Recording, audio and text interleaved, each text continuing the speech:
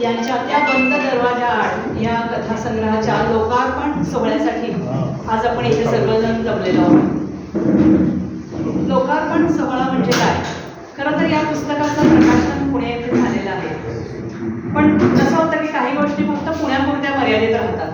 त्या इतर ठिकाणी म्हणजे साताऱ्यासारख्या शहरात, सांगलीसारख्या शहरात, छोट्या शहरात जिथं वाचकांना भूक असते चांगलं वाचण्याची, तर अशा लोकांपर्यंत पोचावं यासाठी हा अभिनव एक ही संकल्पना आहे की शिरीष चिटणीस यांच्या डोक्यात आली की असं लोकार्पण सोहळा करावा, म्हणजे हे पुस्तक बऱ्याच जणांच्या पर्यंत जाईल, त्याच्यावर चर्चा घडून राहणारी चांगल्या उत्तम लेखकांची, की त्यामुळं की चांगले लोक त्याच्यावर बोलतील की काय आहे कंटेंट याच्यात. तर त्यामुळं अनेक वाचकांपर्यंत ज्यांना चांगलं वाचायचं आहे, ज्यांना नवीन नवीन काहीतरी हवं असतं, अशांपर्यंत हे पुस्तक जाईल.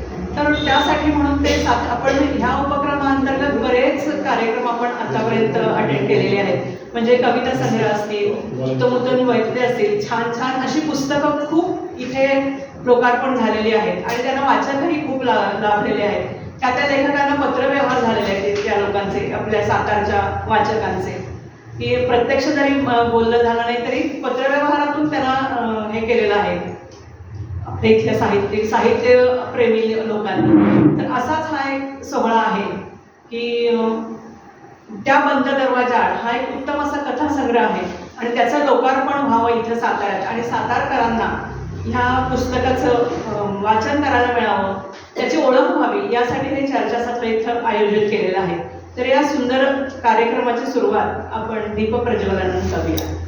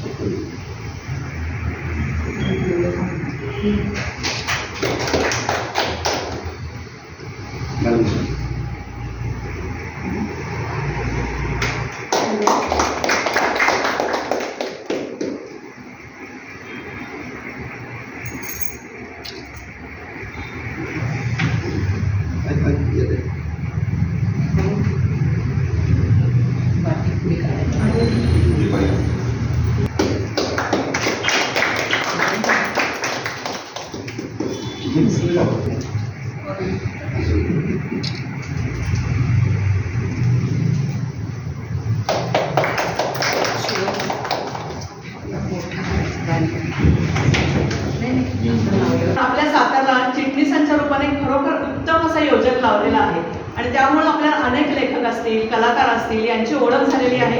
अगदी जवळून आपण त्यांना पाहू शकतो, ऐकू शकतो. तर ते ह्याच्या मागचं काय कारण आहे किंवा त्यांची मनोगत काय आहे ते त्यांच्या प्रस्तावनेतून ते सांगतील. त्या दरवाजा आड असा जो एक कथासंग्रह प्रकाशित झालेला आहे, या कथासंग्रहाचा लोकार्पण सोहळा आणि या कथासंग्रहावर चर्चा ही आज आपण या ठिकाणी घेतलेली आहे. सर्वात महत्त्वाचं म्हणजे असे बरेच कार्यक्रम या सभागृहात झालेले आहेत. त्यात अश्विनी धोबळे असतील, विश्वास वसेकर असतील, केशव देशमुख असतील, राजश्री शाह असतील, सातारकरांनी तर झालेलीच आहे. आणि आपण एक धोरण स्वीकारलेलं आहे की या पतसंस्थेने ही पतसंस्थेने असं ठरवलं की जाहिरात काही करायची नाही, परंतु हा हॉल विशेषतः ज्याला पुस्तक प्रकाशन करायचं आहे, पुस्तकावर चर्चा घ्यायची आहे, कराओकेचा कार्यक्रम आहे, चित्र प्रदर्शन आहे, म्हणजे ज्या काही कलेच्या संदर्भात ज्या सगळ्या गोष्टी आहेत या सगळ्या गोष्टी करण्यासाठी हा हॉल विशेषतः मोफत दिला जातो. आज एक अतिशय चांगला कार्यक्रम एवढ्यासाठी की आजचा हा जो कथासंग्रह प्रकाशित होत आहे, या कल्पना देशपांडे, कल्पना चरेगावकर या सातारच्या आहेत. तर दिलीप चरेगावकरांच्या बहिणाबाई आहेतच, पण मी लहानपणापासून त्यांना बघतो, कारण त्या कन्या शाळेमध्ये होते आणि माझ्या माहितीप्रमाणे माझ्या बहिणीच्या वर्गातच त्या होत्या आणि मला अजून आठवते. परंतु त्याहीपेक्षा मी त्यांना आग्रह करण्याचं दुसरं कारण म्हणजे की त्यांचा कथासंग्रह हा विशेषतः पुण्यामध्ये गौरवला गेलेला आहे. अंजली कुलकर्णी असतील, मंदा खांडगे असतील, या सगळ्यांनी त्याचा गौरव तर केलेलाच आहे. परंतु ही एवढीच ओळख नाही, म्हणजे आपल्याला काही गोष्टी माहिती नसतात. त्याचं कारण असं होतं की आपण ती माहिती करून घेत नाही असं पण आहे, किंवा आपल्याकडे अजून सातारमध्ये आपल्याला जे काय आहे ते आपण लोकांपर्यंत नेत नाही. कल्पना देशपांडे जे आहेत या स्वातंत्र्य सैनिक चरेगावकर, विश्वनाथ चरेगावकर यांच्या कार्य. माझ्या नशिबाने कल्पना देशपांडेंच्या आईचं पुस्तक जे होतं, जे मधुर पोद्दार त्यावेळेला होते, त्यांच्या हस्ते प्रकाशन झालं आणि त्या प्रकाशन कार्यक्रमाला होतो. नंतर वास्तविक माझी बऱ्याच वर्षापासून चरेगावकर फॅमिलीची ओळख आहे. विशेषतः माझ्या पत्नी शिल्पा चिटणीसांच्यामुळे ओळख आहे त्यांची जास्त. विशेषतः चरेगावकरांनी त्या दोघांनी नाटकामध्ये पण भरपूर कामं केलेली आहेत. परंतु हे चरेगावकर जे कैलास विश्वनाथ चरेगावकर आहेत हे फार मोठे व्यक्तिमत्व होतं, ज्यांनी 5 वर्ष तुरुंगवास त्या काळात भरलेला आहे. मधुलुमे असतील, फाटक असतील, किसनवीर असतील, या सगळ्यांच्या बरोबर त्यांनी काम केलेलं आहे. आणि त्या काळात विशेषतः अच्युतराव पटवर्धन ह्यांच्याबरोबर केलेलं काम महत्वाचं आहे. कारण आपल्याला माहिती नसते की कारण मी गेले साधारण 100 लेख माझी केसरीमध्ये झाले स्वातंत्र्य लढ्यावर. तर अच्युतराव पटवर्धन असं व्यक्तिमत्व होतं की ज्यांनी पत्री सरकारच्या मागं गंभीर असणार केले. पत्री सरकार हे विशेषतः ॲग्रेसिव्ह, बंगालमध्ये ही चळवळ विशेषतः होती, त्याचा महाराष्ट्रामध्ये जो मोठा परिणाम होता त्याच्यामध्ये पत्री सरकारचं विशेष नाव घेतलं जातं. पण बंगालमधला जो एक स्वातंत्र्य संग्राम आहे हा टिळकांच्यामुळे चालू झाला, हे पण तितकंच खरं. आणि त्याच्यामुळं त्यांच्याकडे जे कल्पना देशपांडेंच्याकडे सगळे गुण आलेले आहेत, किंवा त्यांच्या बहिणी असतील, भाऊ असतील, ते आई वडिलांचे आलेले आहेत. आई लेखिका, आई लावण्या वगैरे फार सुंदर आईच्या त्यांच्या आहेत, आणि मोठ्या लेखिका, त्यांच्या बहिणीही वेगवेगळ्या ठिकाणी कार्यरत आहेत अशा पद्धतीने. त्यामुळे त्यांचं हे काम मोठं आहेच. पण त्याहीपेक्षा मला असं जाणवलं की सध्या कथाकथन करण्यामध्ये पुण्यामध्ये मी बघतो तर त्याच्यामध्ये कल्पना देशपांडे एक नंबरला मला दिसून येतात. तर टाळ्यावरून स्वागत करतो. कारण हा कथासंग्रह नुसता कथासंग्रह नाही, हा कथासंग्रह आता त्या जिथं जिथं कथाकथनाला जाते तिथं हा कथाकथनाचा संग्रह जाणार आहे. ही पण बाब महत्वाची.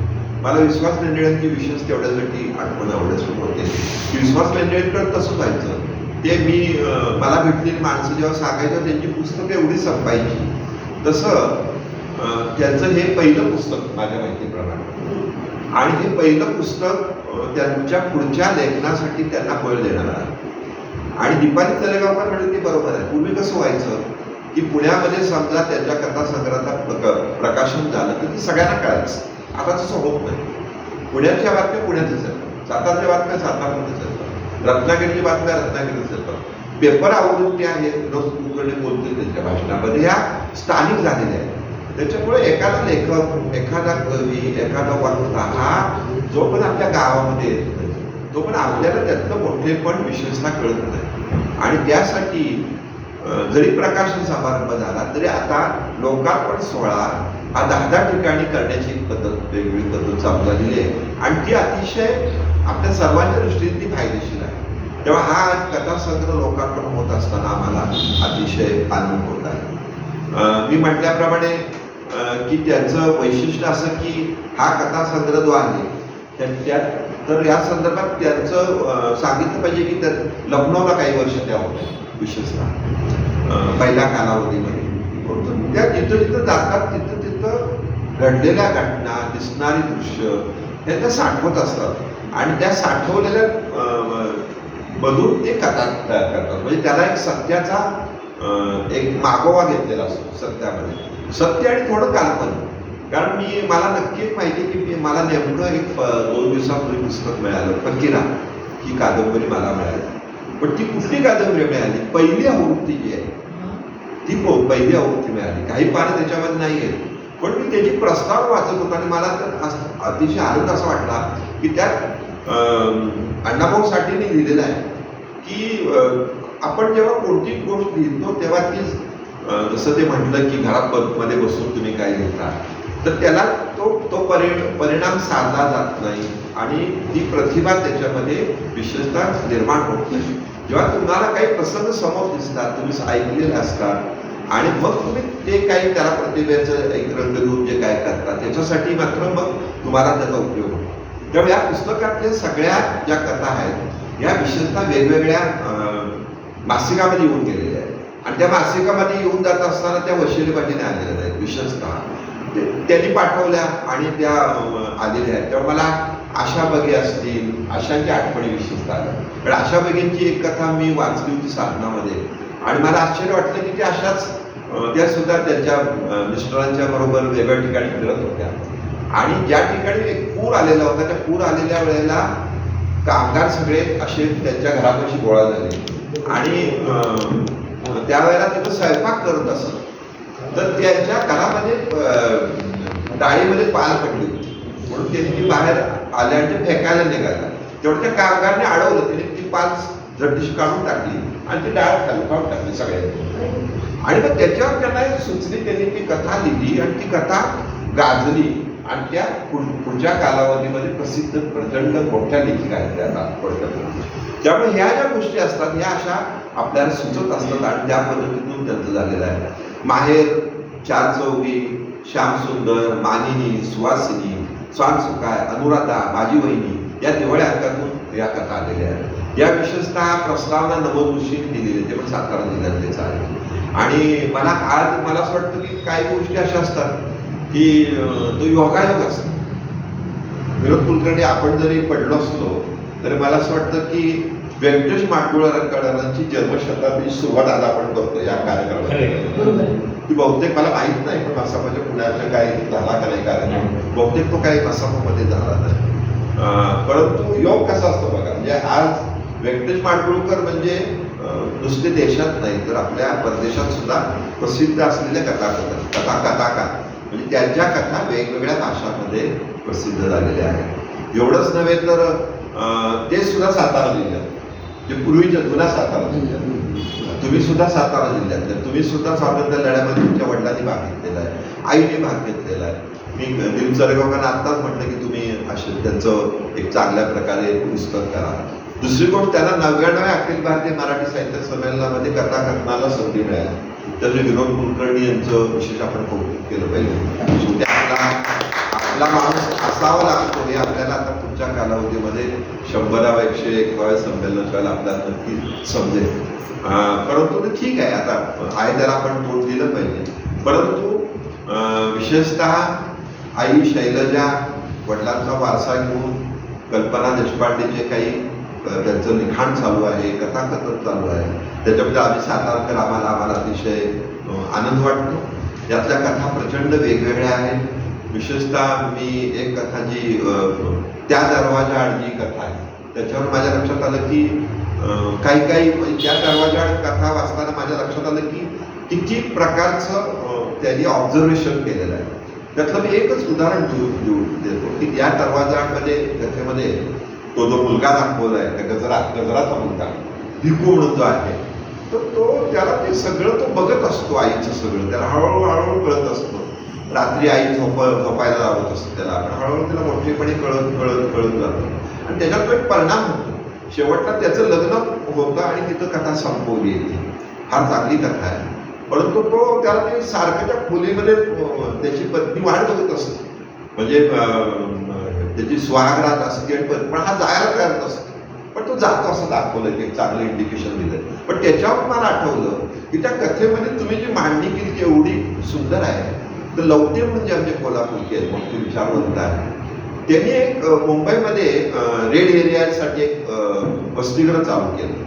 तर ते कायच केलं होतं त्यांनी, तर दुपारी 4ला ती मुलं घेऊन यायची सगळी आणि पहाटे 4ला घरी सोडायची. ज्या कालावधीमध्ये हा व्यवसाय चालतो त्या कालावधीमध्ये ती मुलं आणायची. त्यामुळे मुलांना आई ही चांगलीच लक्षात राहील, त्यांना कळलंच नाही आई. आणि त्याच्यामुळं ह्या सगळ्यांची मुलं मुली की कुणीही त्या व्यवसायात कुठल्याही व्यवसायात ती गेली नाही.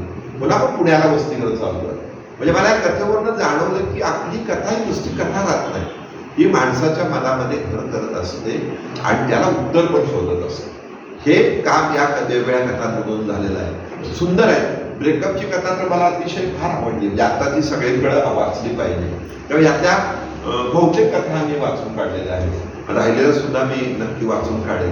परंतु हा कथा संग्रह नक्की गाजेल याची आम्हाला खात्री वाटते. पण पुण्याच्या नंतर वास्तविक खरं मला असं वाटतं की प्रकाशन तिथं व्हायला पाहिजे होतं, पण प्रकाशन पुण्यात होणं सुद्धा ते महत्वाचं आहे. परंतु आजचा लोकार्पणाचा जरी सोहळा असला तरी हा प्रकाशन सोहळाच आहे असं आपण लक्षात घ्यावं. पण त्याहीपेक्षा आजचं जी चर्चा होणार आहे, कारण मी पुण्यामध्ये वेगवेगळ्या साहित्यिकांची चर्चा ऐकतो तेव्हा माझ्या लक्षात येतं की सातारमध्ये आपल्याकडे किती साहित्यिक हे अतिशय अव्वल दर्जाचे आहेत. नुरकर मॅडम जर समजा म्हटलं, नुरकर मॅडम म्हणजे त्यातलं उदाहरण तुम्हाला सांगेन मी. अश्विनी डोंगड्याच्या पुस्तकावर चर्चा होती आणि मी नुरकर मॅडमचं नाव त्याची पत्रिका केली पाठवली. त्यामुळे कोण या नुरकर मॅडम? तर म्हटलं अहो ऐका तरी आल्यानंतर तुम्ही. त्या म्हटले की कुठे माहिती नाही, कुठं प्रसिद्धी नाही, काही नाही, आणि माझ्या पुस्तकावर काय बोलणार. पण जेव्हा इथं नुरकर मॅडम त्यांच्या पुस्तकावर बोलल्या तेव्हा ते सगळं त्यांचे सगळे पॉईंट्स जे काय होतं सगळं ते घेऊन गेल्या बरोबर, आणि त्यांनी वेगवेगळ्या ठिकाणी छापून आणलं. तसं फडकेंचं आहे. फडके मला माहिती गेल्या 2 वर्षात मला कळलं की फडके हे महाराष्ट्रातले मधले ज्येष्ठ विचारवंत आहेत. लेख म्हणजे ते इंग्रजीमधले लेखक आहेत, मराठीतले लेखक आहेत, अनुवादक आहेत. कुठला गुण नाही असं नाही त्यांच्याकडे. म्हणजे ते अगदी बच्चन बरोबर काय झालं ते करोडपतीला जाऊन आलेले आहेत. म्हणजे वास्तविक ती तर आहे ती नशीब. त्यांनी एक काळ असा आला की त्यांना कमीत कमी ₹1,00,000 नोकरी त्यांनी सोडून दिली असं ठरवलं नाही. मी माझं आता पुढचं आयुष्य सातारमधल्या लोकांसाठी देणार, आणि ते देत आहेत. करावक्याच्या कार्यक्रमात ते चित्रपटाचे अभ्यासक आहेत. तर अशी माणसं आपल्याला माहीत नसतात. श्रोत्रींचं तसंच आहे. श्रोत्रीचं तसंच आहे. श्रोत्री हे फार मोठे आहे, पण आपल्याला कल्पना नसते. तर सगळ्यांना म्हणतोय पुण्याकडे सरकार, पुण्याकडे सरकार. परंतु आपण आता पुण्याकडे वेगवेगळे कार्यक्रम तुमचे पण जे आहेत ते आपण घेणार आहोतच. परंतु आज एका स्वातंत्र्य सैनिकाची मुलगी स्वातंत्र्य त्यांच्या म्हणजे त्याच्या आई सुद्धा स्वातंत्र्य लढ्यात होत्या. त्यांनी सुद्धा उपोषण केलं होतं, आणखी बऱ्याच गोष्टी केलेल्या होत्या आपल्या पतीबरोबर. परंतु मी काल एक वाचत होतो, म्हणजे त्याच्यावर त्यांना लिहिणार आहे की नाव का माझ्या लक्षात एकदम माझं नाही लाईट झालं मला. परंतु त्याची पत्नी त्याला फासावर दिल्यानंतर 16 दिवस तिने उपोषण केलं, आणि 16 दिवसांची 16 वर्षाची मुलगी ती गेली बंगालातली. म्हणजे स्वातंत्र्य लढ्यात फक्त स्वातंत्र्य सैनिक लढलेले नाही, त्यांच्या सगळ्या फॅमिली पर्यंत आलं, ते समाजापर्यंत पोहोचलं म्हणून स्वातंत्र्य मिळालं. त्याच्यामुळे ह्या गोष्टी अशा की चलेगावकरांचे दिलीप चलेगावकरांचे वडील असतील, आई असतील, हे जेव्हा स्वातंत्र्य लढ्यात भाग घेत होते तेव्हा ते सगळं त्यांच्या घरापर्यंत पोहोचलेलं होतं. त्यांचं मग हाल असतील, अपेष्ट असतील, वेगवेगळं असेल, तर ह्या गोष्टी आपल्या दृष्टीने फार महत्वाच्या आहेत. मी जाताना फक्त 1-2 मिनिटाची एक कथा काय परिणाम करते एक मला काल नेमकी ती माझ्याकडे आली, मी तुम्हाला ते वाचून दाखवतो. म्हणजे कथा काय असती आणि काय परिणाम करते हे आपल्याला कळेल. तशा ह्या सगळ्या कथा आहेत. मी बाकी त्यांच्या कथांवर बोलणार नाहीत, कारण जे बोलणार आहेत तेवढे दिग्गज आहेत, ते बोलतील. पण मी काल एक छोटीशी कथा वाचत होतो आणि माझ्या लक्षात आलं की कथेला किती महत्व आहे. म्हणजे कथा तर मी कथा 1-2 मिनिटांमध्ये तुम्हाला वाचून दाखवतो. चटका लावणारी आठवण. तो रोज येऊन 3 तास बसायचा, पण माझ्या कॅफेतील सर्वात स्वस्त पदार्थ म्हणजे ब्लॅक कॉफी मागवायचा. नंतर जेव्हा त्याचं येणं बंद झालं तेव्हा त्याची मुलगी आली एकदा, ते नंतर ते कसं सांगितलं ते मी सांगितलं. त्याची गोष्ट, मी शिवाजी महाराजांच्या कोपऱ्यावर एक छोटंसं कॅफे चालवलं. फार काही आलिशान नसलं तरी काही लाकडी टेबल्स, उड्डाण प्रकाश आणि नेटकं, थोडक्यात अगदी पूर्वीच्या इराणी हॉटेल्सची प्रचिती देणार. एका कुटुंबासारखेच असणारं नियमित ग्राहक, बरेचसे रोज हजेरी लावतात असं एक ठिकाण. म्हणूनच तो पहिल्यांदा आत आला तेव्हा माझं लक्ष त्याच्याकडे गेलं. वयस्कर, बहुधा 70च्या उत्तरार्धात असावा. थोडं पिरलेलं जॅकेट, जुने आणि काहीसे झिजलेले बूट, आपल्याच तंद्रीत असलेला असा तो. अत्यंत संत पण काहीशी डौलदार चाल एका दृष्टिक्षेपात मी हेरलेलं हे त्याचं व्यक्तिमत्व. त्याने मेनूमधला सर्वात स्वस्त पदार्थ मागवला, एक छोटा मग ब्लॅक कॉफी, आणि मग तो खिडकी जाऊन त्या टेबलवर बसला. 3 तास तो आपला मोबाईल स्क्रोल करत नव्हता, पुस्तक वाचत नव्हता. थोडक्यात आपला वेळ घालवणं या अर्थाची एक ही कृती म्हणून नाही, फक्त शांतपणे बसून बाहेरून जाणाऱ्या लोकांचं निरीक्षण चाललं असावं होता. दुसरं दिवशी पुन्हा तीच कॉफी, तेच टेबल, तसेच चिंता, आणि तो येतच नाही. आठवड्याच्या शेवटी इतर ग्राहकांची कुजबूज सुरू झाली.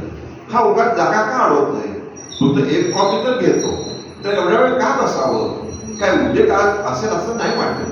काय घरदार आहे की नाही की बायकोच्या जातातून सुटण्याची युक्ती, पण त्याच्यात काहीतरी वेगळं नक्कीच होत. तो जाताना नेहमी मनापासून आभार मानून जायचा, आणि महत्वाचं म्हणजे आपलं टेबल स्वतःहून स्वच्छ करूनही, आणि हो, आठवणीने थोडीशी चिल्लर पण टीप म्हणून ठेवायचा. मला जाणवत होतं की तो एक कॉफी सुद्धा त्याच्या बजेटवर बाहेर असावी, पण तरीही की म्हणूनच मी त्याला बसू देत असत. एक दिवस मी त्याला कॉफी बरोबर एक बिस्किट सुद्धा दिलं. माझ्याकडे कृतज्ञतापूर्वक दृष्टीकडे टाकत म्हणाला, पण मी त्याला पुढे बोलूच दिलं नाही. हे ऑन द हाऊस आहे, मी म्हटलं. त्याने आदरपूर्वक मान हलवून धन्यवाद तो म्हणाला. पुढच्या आठवड्यात मी त्याला गार्लिक ब्रेड दिला, कधी कधी अमूलचा छोटा कप आईस्क्रीम. त्यानं मात्र कधीही त्या एका कॉफीशिवाय काही मागितलं नाही, की कधी कसली तक्रार केली नाही. हा धन्यवाद पत्र आवर्जून देत असतो. तो फक्त आपण शांतपणे बसायचा, जणू माझा कॅफे त्याच्यासाठी अत्यंत सुरक्षित जागा होती. कालांतराने मला त्याचं नाव कळलं, अरविंद. त्याची पत्नी 2 वर्षापूर्वी निधन पावल्याचंही त्याने सांगितलं. मला आता त्या शांत घरात करमत नाहीसं झालंय. इथं आल्यावर कसं अवतीभोवती सर्व सतत वर्दळ जाणवते, जीवनपणा जाणवतो. हे त्याचं वाक्य कायम माझ्या मनात रुंजी घालत आहे. तो खाण्यासाठी किंवा कॉफीसाठी येतच नव्हता. कॉफी केवळ निमित्त होती. तो येत होता इथल्या काहीशा कौटुंबिक वातावरणासाठी, संवादासाठी, आणि कदाचित सततच्या मर्यादित लगबगीसाठी, एकटं वाटण्यापासून सुटकेसाठी. मग एक दिवस तो आलाच नाही. मी स्वतःशी म्हटलं आजारी असेल बहुतेक. दुसऱ्या दिवशी नाही आला. एक आठवडा गेला, मग 2. नंतर बहुधा दररोज दुपारी 2:15च्या सुमारास वाजता त्याच्या नेहमी यायच्या वेळेस माझी नजर न कळत दरवाजाकडे वळली. काहीशा काळजी. सुमारे 1 महिन्यानंतर साधारण माझ्याच वयाची एक महिला कॅफेत आली. काहीशा शोधक नजरेने कॅफेत नजर टाकून माझ्याकडे पाहून मला म्हणाली, तुम्हीच मालक ना? मी मान डोलवली. अरविंद, माझे वडील इथे येत असत. माझ्या मनात नको ती शंका आली. हो, पण गेल्या काही दिवसांपासून ते आलेले नाही. मी हलक्या आवाजात म्हटलं. ते हलकंसं विषण हसले. ते गेले मागच्या महिन्यात. हे शब्द माझ्या अपेक्षेपेक्षा जास्त कटू जाणवले. ती अशुभ शंका खरी ठरली. I am really very sorry for व्यतीत होऊन मी म्हणालो. ती नेहमी या जागेबद्दल बोलायची, या कॅफेला जाऊन घर मानते, असं म्हणून तिने आपल्या पर्समधून एक लिफाफा काढला. हो, त्यांनी तुमच्यासाठी ठेवलं होतं. मी थरथरणाऱ्या हाताने तो उघडला. आत एक हस्तलिखित पत्र होतं. त्यात लिहिलं होतं, मला कॅफे मालक न म्हणता असं म्हणणं तुला कदाचित उद्धटपणात वाटेल, पण तुला कल्पना नाहीये, इथे मला कॉफीपेक्षा खूप काय मिळालं. घरी मी आणि माझी पत्नी आम्ही दोघंच होतो. ती गेल्यानंतर जीवनाचं उजळून ओझं वाटू लागलं होतं, पण माझ्या मुलं भाग होईल असं मला काही करायचं नव्हतं. तिला माझं एकटेपण जाणवू द्यायचं नव्हतं. तुझ्या कॅफेमुळे मला पुन्हा जगण्याचं एक कारण मिळालं. ती बिस्किटं, ते गार्लिक ब्रेड, ते छोट्या आईस्क्रीमचे कप. मला कळत होतं की योगायोग नव्हते. तू मला जाणून घेतलंस. माझ्या वयाच्या व्यक्तींसाठी जेव्हा मोठं काही नसतं रे, माणसात राहण्याची माझी इच्छा तुझ्या कॅफेनं पूर्ण केली. एका वृद्ध माणसाला जगण्याचा कारण दिलंस. त्याची छोटीशी परतफेड म्हणावं तर अरविंद. एका लिफाफ्यात एक छोटासा चेकही होता. रक्कम फार नव्हती, पण त्याने कॅफेमध्ये खर्च केलेल्या रकमेच्या मानाने नक्की थोडी जास्त होती. पण ते महत्वाचं नव्हतंच थोडी. तुमच्या संवेदनशील मनाच्या सन्मानासाठी समजा हवं तर, त्याची मुलगी हळूच म्हणाली. त्याची इच्छा होती की तुम्ही हे धन त्यांच्यासारख्या व्यक्तींना, ज्यांची इतरांनी समजून घ्यावे एकच अपेक्षा असेल, अशांना मदत करण्यासाठी वापरावं. मला स्वतःला सावरायला क्षणभर वेळ लागला. ती गेल्यावर डोळ्याच्या कडा पुसून मी खिडकीजवळच्या त्या टेबलकडे चालत गेलो. त्याचं टेबल, हो त्याचंच टेबल, पण त्याची खुर्ची मात्र रिकामी होती. पण तरीही ती रिकामी वाटत नव्हती. पुढच्या आठवड्यात मी त्या खिडकीजवळ छोटा बोर्ड लावला. जर तुम्हाला बसायला उबदार, मायेची आणि आपुलकी वाटणारी जागा हवी असेल तर इथे या खुर्चीत तुमचं स्वागत आहे. तुम्ही काय ऑर्डर द्या ही अपेक्षाही नाही, किंवा तुमचं अस्तित्व माझ्यासाठी मोलाचं आहे. तेव्हापासून लोक त्या जागेसाठी येऊ लागले, तिथं बसू लागले. नोकरी सांभाळून अभ्यास करणारा एखादा कॉलेज विद्यार्थी, आपलं विणकाम साहित्य घेऊन बसणारी एखादी हौशी स्त्री, फक्त शांतता हवी असणारी एखादी व्यक्ती, असे अनेक जण. आणि जेव्हा प्रत्येक वेळी मी त्यांना कॉफी देतो, कधी कधी बिस्किट, कधी छोटा केक, कधी गार्लिक ब्रेड, तर कधी आईस्क्रीमचा छोटा कपी, तेव्हा तो मला येऊन अरविंदच्या तेव्हा मला अरविंदची आठवण येते, जो रोज येऊन मेनूमध्ये सर्वात स्वस्त गोष्ट मागेल. काहींना वाटते तो जागा वाढवतोय, पण खरं तर त्याने मला एक साधन तत्व शिकवलं. कधी कधी आपण दुसऱ्याला देऊ शकतो अशी सर्वात अमूल्य चीज म्हणजे अन्न नाही, तर एकाग्र न वाटण्याची काळजी. आज मागे वळून पाहताना एक जाणवतं, कधी कधी एखादा सर्वात छान ग्राहकच सर्वात परिणामकारक धडा शिकवून जातो. लेखक अज्ञात. मी काल वाचलं आणि मला जाणवलं की दीपलक्ष्मी पतसंस्थेचा हॉल सुद्धा अशाच लोक मला दिसतात. त्याच्या कार्यक्रमाला येतात, मागं बसतात, गाणी ऐकतात, वेगवेगळ्या कार्यक्रमाला उपस्थित राहतात. आणि मला असं जाणवलं की ह्या अशा गोष्टी समाजामध्ये पुढे पुढच्या कालावधीमध्ये घडल्या पाहिजे. आणि कथा काय शिकवते हे आपल्याला लक्षात येतं. मी कल्पना देशपांडेंच्या त्या दरवाजाने या कथा संग्रहाला खूप खूप शुभेच्छा देतो. आणि त्यांच्या कथा संग्रह नुसता कथा संग्रह न राहता पुढच्या वेळेला एखादी कादंबरी त्यांच्या हातून प्रकाशित व्हावी अशी अपेक्षा व्यक्त करून माझं लांबलेलं मनोबल पूर्ण करतो. धन्यवाद.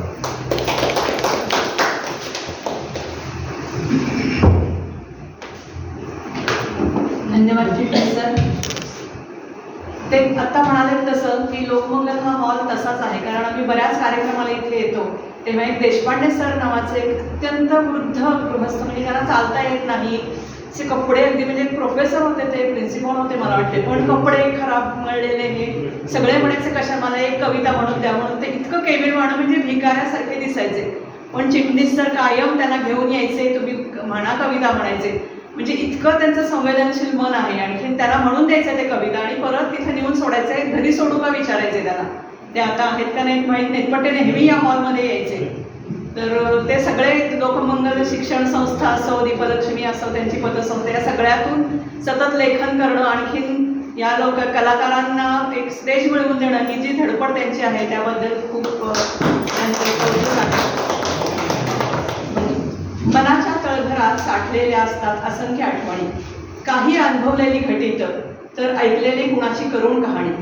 कधी अचंबित करतात साऱ्यांच्या पलीकडे गेलेले निसंग, कधी अचंबित करतात साऱ्यांच्या पलीकडे गेलेले निसंग, तर कधी आनंद देतात नर्म विनोदी हसू फुलवणारे प्रसंग. कुणाची प्रसन्न यशोगाथा तर कुणाची हृदयद्रावक कथा. ह्या साऱ्या आठवणींच्या पिंग्याने कधी कधी भडकतो माथा आणि मग संवेदनशील मनाच्या बंद दरवाजातून शब्दरूप घेऊन अलगद उतरते एक सकस कथा. तर मला वाटते आजचा जो कथासंग्रह आहे त्या बंद दरवाजा आड तो कसा शब्दरूप झाला हे मनोगत ऐकण्याला आपण सगळेजण उत्सुक आहोत. कल्पना देशपांडे यांचा मी हे थोडक्यात परिचय करून देते, जास्त मी वेळ घेत नाही, कारण त्यांचं मनोगत ऐकायला आपण सगळेजण उत्सुक आहात. पण एक व्यक्ती मग आपल्यासारखीच एक स्त्री कुठपर्यंत मजल गाठू शकते हे सांगण्यासाठी मला थोडासा मी वेळ घेणार आहे. मात्र सौ कल्पना देशपांडे ह्या पूर्वीच्या कल्पना चरेगावकर, सातारची माहेरवाशी, शालेय शिक्षण कन्या शाळेत, तर महाविद्यालयीन शिक्षण सर धनंजयराव गाडगीळ वाणिज्य महाविद्यालयातून झाले. त्या वाणिज्य शाखेच्या पदवीधर असून सुरुवातीला काही दिवस त्या सातारा जिल्हा न्यायालयात आणखी पुणे जिल्हा न्यायालयात त्यांनी नोकरी केली. ही झाली पूर्वाश्रमीची ओळख. त्यांची खरी ओळख आहे सुप्रसिद्ध एकपात्री कलाकार म्हणून. या कलेने त्यांना महाराष्ट्रात नव्हे तर परराज्यात परदेशात सुद्धा ओळख मिळवून दिली. त्यांचा आस्सा नवरा हा प्रसिद्ध कार्यक्रम परदेशातही लोकप्रिय झाला. आपण असं म्हणतो की नाही की लग्नानंतर पूर्वी एक पद्धत होती की नाव बदलायचे मुलींचं, माहेरचं नाव बदलून तिला वेगळं नाव वेगळं आडनाव देऊन तिची एक नवीनच ओळख व्हायची. पण आस्सा नवरा हिनं तिला नाव मिळवून दिलं, हे तिचं खूप वैशिष्ट्य आहे. त्यानंतर ती रंगतदार कथाकथन हा पण अतिशय सुंदर कार्यक्रम करते. हा कार्यक्रम वाईच्या वसंत व्याख्यानमाला असो, शिरूर संगमनेर इथली वसंत व्याख्यानमाला असो, या ठिकाणी झालेला आहे. त्याच्यानंतर आपण आता 99 अखिल भारतीय साहित्य संमेलन झालं, तिथं तिच्या या रंगतदार कथाकथनाच्या कार्यक्रमाचा आपण पुरेपूर आस्वाद घेतला आणि तिचं ते दमदार कथाकथन आपण सगळ्यांनी ऐकलेलं आहे. आणि या सगळ्यांच्या व्यापातून तिनं तिची लेखन कला खूप जोपासलेली आहे. तिनं अनेक दिवाळी अंकातून कथा, कविता, ललित लेखन, प्रवास वर्णन असं विपुल लेखन केलेलं आहे. आणि त्या सगळ्यांचं फलित म्हणूनच मला वाटतं हे तिचं पहिलं पुस्तक आहे. म्हणजे फक्त कथांचं, अजूनही तिची अनेक पुस्तकं निघतील असं वाटते. सगळ्यात मोठं म्हणजे एकपात्री कलाकार परिषदेतर्फे तिला बालगंधर्व पुरस्कार मिळालेला आहे. हा अत्यंत मानाचा आणि मोठा पुरस्कार आहे. आणि हे तिचं सातत्य आहे, जे कला सादरीकरणाचं सातत्य आहे, न कंटाळता करत राहणं. तर ह्या सगळ्या तिच्या कष्टाला फळ म्हणून हा मोठा पुरस्कार तिला मिळालेला आहे. मधुरांगण असो, सखी मंच असो, पुढारीचा कस्तुरी मंच असो, अशा मोठमोठ्या मंचावर तिला तिचे कार्यक्रम सादर करण्याची संधी मिळालेली आहे. त्याच्यानंतर पुण्यात राहणाऱ्या एकपात्री कलाकारांच्या स्पर्धा असो, वक्तृत्व स्पर्धा असो किंवा एकांकिका असो, त्या सगळ्यांचे परीक्षक म्हणून तिनं काम केलेले आहे. नंतर साहित्यप्रेमी भगिनी मंडळाची एक मोठी कथा स्पर्धा झाली, म्हणजे कथा मागवलेल्या होत्या, तिची ती परीक्षक होती. आणि उत्तम अशा 150 कथातून तिनं 4 कथा निवडल्या. हे एक तिचं वैशिष्ट्य आहे, कारण त्याला खूप पेशन्स लागतात, त्याला खूप वाचन लागतं. आणि असं संपूर्ण तिचं हे वैशिष्ट्य आहे. म्हणजे वेगवेगळ्या कलातून वेगवेगळ्या क्षेत्रात ती भ्रमंती करत असते. आणि ह्या सगळ्या ह्याच्यातून एक शेवटचं पण अतिशय महत्त्वाचं म्हणजे आत्ता लोकप्रिय एक प्रकार आहे रील्स करणं. रील्स करणे हा तरुणाई अतिशय फेमस झाले. तरुणाई काय सगळ्यांनाच ते खूप आवडतं. आणि हे अतिशय एक नवीन टेक्नॉलॉजीशी जुळवून घेणं आहे, नवीन पिढीशी जुळवून घेणं आहे. तर त्या साधा माणूस ही तिच्या मुलाची एक रील्स आहे. तर ती स्वतःच्या पतीबरोबर आणि मुलाबरोबर त्याच अतिशय सुंदर काम करते. तिच्या अभिनयाची चुळूक ह्या रील्समधून आपल्याला पाहता येईल. तर असं हे विविध रंगी म्हणा, बहुआयामी व्यक्तिमत्व. आणखी तिची ही ओळख, अजून बरेच तिचे गुण काही आहेत, पण आता मी थोडक्यात, कारण तिचं मनोगत ऐकायला आपण सगळेजण उत्सुक आहोत. तर मी विनोद कुलकर्णी, आपले 99व्या अखिल भारतीय साहित्य संमेलनाचे कार्याध्यक्ष होते, त्यांना विनंती करते की तिनं कल्पना देशपांडे यांचा सत्कार करावा.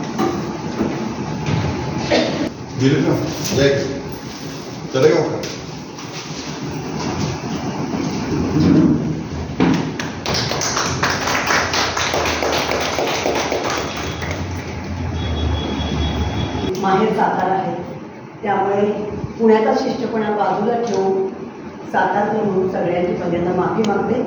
कार्यक्रम 5:30चा होता, पण आपल्याला माहिती आहे डायव्हर्शन करायला झाले, त्यामुळे डायव्हर्शनमध्ये म्हणजे माझं गणित चुकलं. तासात पोचायचं होतं तर 1.5 तास लागला, त्यामुळे सगळ्यांची पहिल्यांदा माफी मागते. आज या वास्तूत उभं राहताना भरून आले, त्याला 2 कारणं आहेत. कन्याशाळासमोर आणि ही वास्तू इथे. ज्यावेळेला कन्याशाळेत शिकत होते त्यावेळेला असं कधी वाटलंही नाही की आपल्यासमोर कधी माईक वगैरे म्हणजे या कारणासाठी असेल, पुस्तक प्रकाशन, हे कधीही वाटलं नव्हतं. आणि दुसरी गोष्ट भरून एवढ्यासाठी आले की अनेक ठिकाणी ओळख अनेक जणांनी करून दिलेली आहे. आपलं माहेरचं माणूस जरा जास्तच आपली ओळख करून देतं, तर त्यामुळे जास्त भरून आलेला आहे. जरी महिनी असली तरी मैत्रीण आहे, त्यामुळे आनंदही आहे की आज मैत्रिणीकडून आपली ओळख आपल्यासमोर झालेली आहे. आजचा हा कथासंग्रह आपल्या हाती देताना खूप आनंद होतो. आनंद 2 कारणासाठी आहे. एक तर माहेरच्या प्रांगणात हा कथासंग्रह लोकार्पण होतो, आणि दुसरी गोष्ट म्हणजे इतके सगळे दिग्गज आहेत.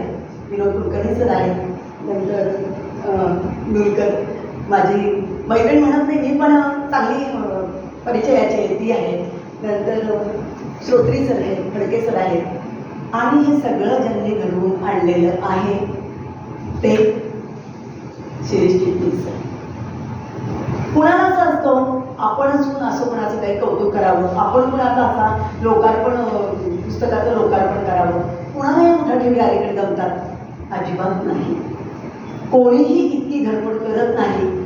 आणि या गृहस्थांनी एवढी धडपड केली. मला फोन आला तेव्हाच मला खरं आश्चर्य वाटलं, कारण हे फक्त साताऱ्यात आणि आपल्या माहेरीच घडू शकतं. आणि म्हणून सर्वप्रथम चिटणीस सरांच्यासाठी आपण जोरदार टाळ्या वाजवूया.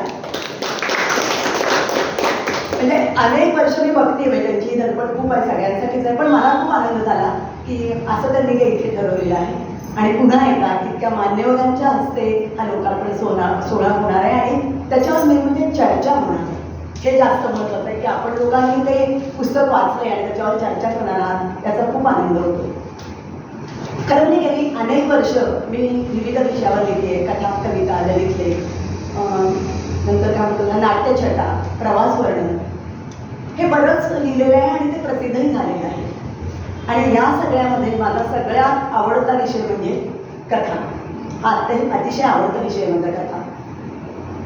पण खरं सांगू का की मी ज्यावेळेला म्हणजे 20 वर्षापूर्वी असं काही लिहीन किंवा कुठल्याही विषयावर लिहीन याचं मला कधी स्वप्नातही वाटलं नव्हतं.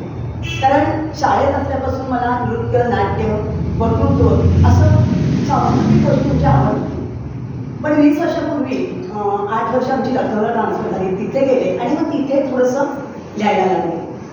पण तिथलं लिखाण म्हणजे आपला प्रदेश सोडून दुसऱ्या प्रदेशात गेल्यानंतर ज्या मनात भावना येतात, उचमळून येतात, ते मोकळं करण्याचं ते एक साधन होतं, एवढंच. अशा प्रकारचं ते लिखाण होतं. पण नंतर पुण्यात परत आले आणि लिहायला सुरुवात केली. सुरुवातीला एक लेख लिहिला आणि तो सकाळला पाठवला. आपल्याला काही जणांना माहितीच आहे, मधुरा अशी पुरवणी यायची ना, तर त्यामध्ये तो प्रसिद्ध झाला. आनंद झाला, लेखनाला स्फूर्ती आली. मग एक कथा लिहिली आणि ती कथा रोहिणी मासिकाला पाठवली आणि पहिली कथा काश्मीरी कोट प्रसिद्ध झाली. आपण लिहितोय आणि आपलं ते प्रसिद्ध होतंय याचा खूप आनंद झाला. कारण त्यावेळेला तर खूप त्या गोष्टीला महत्त्व होतं की आपण असं पाठवतोय आणि प्रसिद्ध होतोय. मग लेखनाला आणखी स्फूर्ती आली, मी लिहित गेले. सुरुवातीला काय असायचं, काही प्रसंग पाहिले किंवा काही घटना घडल्या त्याच्यावर लिहित असेल. पण हळूहळू ज्यावेळेला प्रसिद्ध साहित्यिकांचं काही वाचायला लागलं तेव्हा लक्षात आलं की नाही, आपल्याला काहीतरी खास लिहायचं असेल, एका वेगळ्या विषयावर लिहायचं असेल तर त्याचा आपण अभ्यास केला पाहिजे, त्याच्यावर विचार केला पाहिजे आणि मग तसं लिहिते.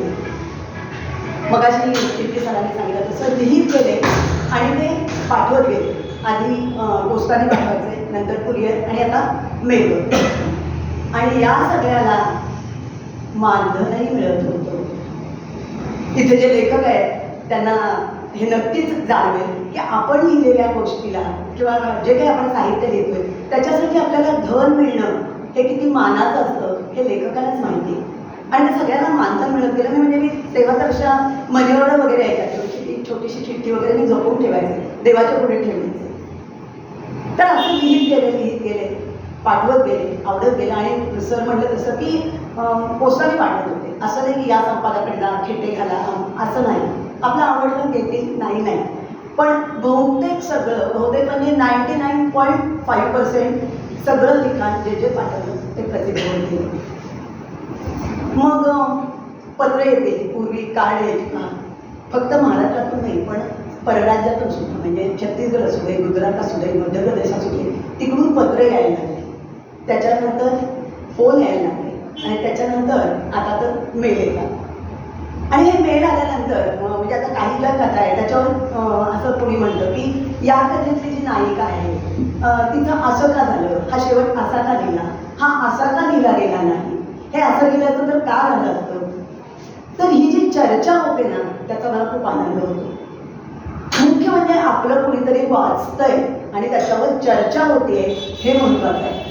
पण ती चर्चा उलटसुलट असणार, कारण लेखकाचं मत वेगळं असतं, वाचकाचं वेगळं असतं. प्रत्येकाला ती कथा वेगळ्या दृष्टीने कशी असावी असं वाटतं. त्यामुळे ही चर्चा जी होते ना ती महत्त्वाची. तर ती अशी चर्चा होते, चर्चा व्हायला लागली, छान वाटायला लागलं. आता मी जे लिहित गेले तर मला काही जणांनी विचारलं की तुला विषय सुचतात कसे. तर सुरुवातीला मी सांगितलं तसं, सुरुवातीला काही प्रसंग पाहिले किंवा काही घटना पाहिल्या तर तसं लिहिलं जायचं. म्हणजे मी उदाहरण सांगते. माझ्या सासूबाईंना देवाज्ञा झाली, बरेच वर्षापूर्वी झाली. आणि त्याच्यानंतर माझे सासरे एकटेच होते. तर ते बरेच वेळ खोलीत एकटेच असायचे. आणि मला असं वाटायचं की हे एकटेच खोलीत काय करत असतील. आधीच ते आपूल होते, मग आपल्या मनातल्या भावना, आपल्या मनात जे काही आहे ते कुणाला सांगत असतील. आणि त्यावेळेला एक कथा सुचली, ती या कथासंग्रहामध्ये आहे. आणि त्याच वेळेला एका दिवाळी अंकाने शीर्षक दिलं होतं संशयकल्लोळ. तर ती कथा लिहिली आणि त्याला संशयकल्लोळ हे नाव दिलं.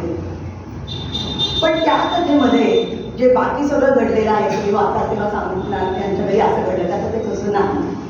फक्त ते कथेचा विषय जो होता, बाकीच्या घटना आहेत तो सगळ्या कल्पनाविलास आहे. तर अशा काही कथा लिहिल्या गेल्या. किंवा रस्त्याने जात असताना एखाद्या चहाच्या टपरीवाल्याने एक कप चहा खाली ओतला, ज्याला बरकती वगैरे म्हणतो ना आपण, तसा ओतला, आणि त्यावेळेला सुटलेली कथा असेल एक कप चहा. किंवा प्रवासाला जाताना मध्ये शेतं दिसली आणि मग त्यावेळेला एक कथा सुचली, हुरडा पार्टी. ती कथा तरुण पिढीच्या डोळ्यामध्ये अगदी अंजन घालणारी कथा. किंवा आधीची कथा सांगितली भावस्पर्शी आहे. या कथा आहेत त्या काय म्हणतात आपण लघुत्तम कथा आहेत, त्यामुळे त्या या कथा संग्रहामध्ये नाही आहेत. त्या सकाळच्या साप्ताहिक सकाळमध्ये त्या प्रसिद्ध झालेल्या. तर अशा काही कथा लिहिल्या गेल्या. पण प्रत्येक वेळेला आपण जे पाहतो, जे प्रसंग पाहतो, ज्या घटना घडतात त्याच्यावर लिहिलं जातं असं नाही. काही वेळेला काही विषय डोक्यात इतके घोळत असतात म्हणजे एक कथा मी लिहिली तर त्याला मला 2 वर्ष लिहायला लागली. कारण त्या कथेवर मला अभ्यास करून ही कथा लिहायची होती. काही कथा अशा असतात, जसं आता त्या दरवाजात जी कथा आहे तुम्ही जेव्हा वाचा तेव्हा लक्षात येईल की त्या ठिकाणी मी जाणं शक्यच नाही, मी गेलेले पण नाही. पण मग काय घडलं असेल, इथे काय घडलं असेल याचा विचार केला गेला आणि ती कथा लिहिली गेली. वेश्या व्यवसायावरच्या कथा अनेक आहेत आणि बरेच जण लिहितात पण बहुतेक करून त्या स्त्रीवर लिहिलं जातं. तिने काय भोगलं याच्यावर लिहिलं जातं. पण या कथेमध्ये तिच्या मुलाने काय भोगलं, त्याला काय त्रास झाला हे लिहिलेलं आहे. तर अशा काही कथा असतील किंवा अगदी ब्रेकअपसारखी नवीन पिढीची कथा आहे, ते काही कुठे घडलेलं नाही आहे, काही नाही, पण काय होऊ शकतं. किंवा गाठ थोडी विनोदाकडे जाणारी कथा आहे, गंभीर विषय पण विनोदाकडे जाणारी, मग ती कशी असेल. तर असे काही विचार केले जातात आणि ती कथा तशी लिहिली जाते. काही जण असं म्हणतात की तू एवढं लिहिते वेगवेगळ्या प्रकारचं म्हणजे तू खूप वाचत असेल, आणि दुर्दैवाने ते चुकीचं आहे. खरं म्हणजे वाचनाने लिखाणाला खूप छान उपयोग होतो मला माहिती आहे, पण तेवढं वाचन झालेलं नाही आहे. आणि आणखी नाही, मग अशी सांगितलं तसं की मी वाणिज्य शाखेची पदवी होती, पण मी लिहित होते. म्हणजे मला आश्चर्य वाटलं की आपल्याला कसं काय जमतंय. पण काही नाही, विचार डोक्यात आले, काही विषय सुचले आणि लिहिलं गेलं. पण पुन्हा तेच आहे की जर अभ्यास आणखीन केला गेला तर ती शैली जी एक असते ती शैली जरा आणखीन सुधारते. हे नक्की मला पटतं या गोष्टीचं. काही जण असं म्हणतात की तुझ्या कथा वाचल्या की त्यातली पात्रं आमच्या डोळ्यासमोर येतात, किंवा ती जी दृश्य आहे त्याचं जे तू वर्णन केलं आहे ती वर्णनं ती माझ्या डोळ्यासमोर येतात. आणि नर्मद जोशी सरांनी त्यांच्या प्रस्तावाने तेच लिहिलेलं आहे की तुम्ही व्यक्तिचित्र इतकी हुबेहूब रंगवलेली आहे की ते सगळे प्रसंग डोळ्यासमोर येत आहेत, घटना समोर घडत आहेत असं वाटतं. वाचकांना ते असं वाटत असेल तर खूप आनंद होतो, त्याचा आदर करते. आता या कथासंग्रहामध्ये काही चुका असतील, नक्कीच असणार, तर त्या चुका माझ्या आहेत नक्कीच. आता या कथासंग्रहातली जी लेखन शैली आहे ती अगदी सरळ साधी, कुठेही अगदी उच्च प्रतीचे क्लिष्ट असे शब्द मुळीच नाही आहे. अगदी सरळ साधी, प्रत्येकाला आपली वाटेल, आपल्याला समोर आपल्यासमोर घडतंय असं वाटेल अशा शैलीच्या माझ्या कथा आहेत. आणि कदाचित म्हणूनच त्या वाचकांना जास्त आवडत असतील. मुखपृष्ठाबद्दल बोलायचं म्हणजे बरेच जणांना मुखपृष्ठ खूप आवडलं. आणि नुकतेच आता एका कार्यक्रमात 15 दिवसापूर्वी आशुतोष जावडेकर, उत्तम लेखक, गायक आणि भोगळावर आयामी आहे, ते भेटले होते. त्यांनी कथासंग्रह हातात घेतला आणि पहिलंच वाक्य म्हणले, मुखपृष्ठ किती सुंदर आहे आणि शीर्षकही आवडलं. तर मला वाटते त्यांना आवडलं, तुम्हाला सगळ्यांनाही नक्कीच आवडेल. हा कथासंग्रह इथपर्यंत येण्यासाठी अनेकांनी मदत केली, तेव्हा सगळ्यांच्या ऋणामध्ये राहायला मला नक्कीच आवडेल. सर्वप्रथम दिलीप राज प्रकाशन या प्रकाशन संस्थेने हा कथासंग्रह प्रकाशित केलेला आहे. डॉक्टर नर्मद जोशी सर साहित्यिक, ज्येष्ठ साहित्यिक आहेत. आणि मुख्य म्हणजे त्यांनी मी फोन केल्यानंतर दुसऱ्याच क्षणी प्रस्तावना लिहून देण्याचं मान्य केलं, त्यामुळे त्यांच्या ऋणात राहायला आवडेल मला. आणि आपण खूप काही ठरवतो, पण घरचा पाठिंबा आपल्याला मिळणं खूप महत्त्वाचं आहे. पतीने माझ्या खूप पाठिंबा दिलेला आहे. त्यांनी मदत केली आणि म्हणून हा कथासंग्रह झाला. आणि अगदी समोरही आहे म्हणून नाही, पण गेले कित्येक दिवस दीपाली तरेगावकर माझी बहिणी तिची खूप इच्छा होती की तुझा कथासंग्रह यावा. अशी इच्छा कोणी ठेवणं हे खूप महत्त्वाचं असतं आणि अशा सगळ्यांच्या प्रोत्साहनामुळे हा कथासंग्रह तयार झालेला आहे. आणि हा कथासंग्रह इथपर्यंत आणण्यासाठी अनेक दिग्गजांनी आज इथे हजेरी लावलेली आहे, ते महत्त्वाचं आहे. आणि शिरीष किट्टी सर त्यांना पुन्हा एकदा धन्यवाद देते की हा सोहळा त्यांनी इथे आयोजित केलेला आहे. कथासंग्रह आणलेलेच आहेत बरोबर. त्याची मूळ किंमत 250 रुपये आहे. आज कोणाला घ्यायचं असेल तर सवलतीच्या दरात 200 रुपये आजचा संग्रह आपण घेऊ शकता आणि नक्की घ्यावा अशी इच्छा आहे माझी. धन्यवाद.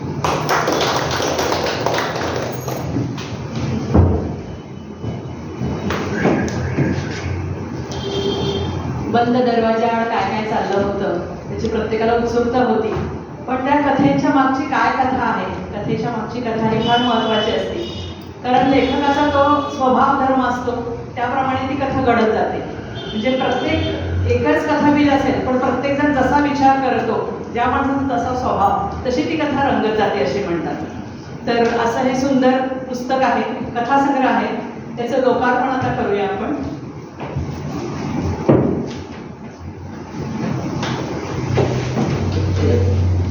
दिल करूया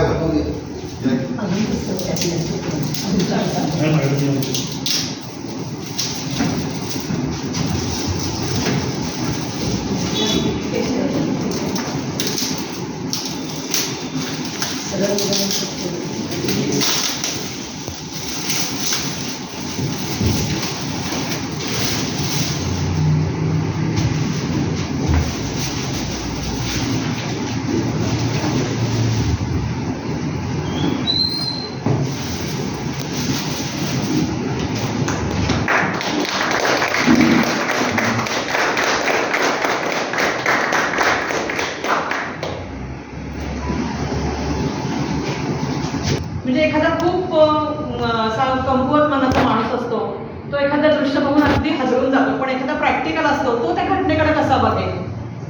तर ह्या प्रत्येक एक घटना आपण व्यक्ती वेगवेगळ्या, तर त्याच्यावर ज्या प्रतिक्रिया असतात तसंच आपण आता इथे अतिशय मान्यवर असे दिग्गज आहेत आणखीन या पुस्तकावर बोलणार आहेत, चर्चा करणार आहेत की त्यांना कसं हे पुस्तक वाटलं. आम्ही लगेच काय म्हणणार, छान छान छान, कारण हे आपलंच अपत्य आहे. कारण ह्या सगळ्या कथांची मी साक्षीदार आहे. ते रागत असल्यापासून किंवा ते जन्माला आल्यापासून मी बघितलेलं आहे टोपडं घातलेलं, मग ते कसं कसं वाढत गेलं. त्यामुळे ते आम्हाला छानच वाटतं.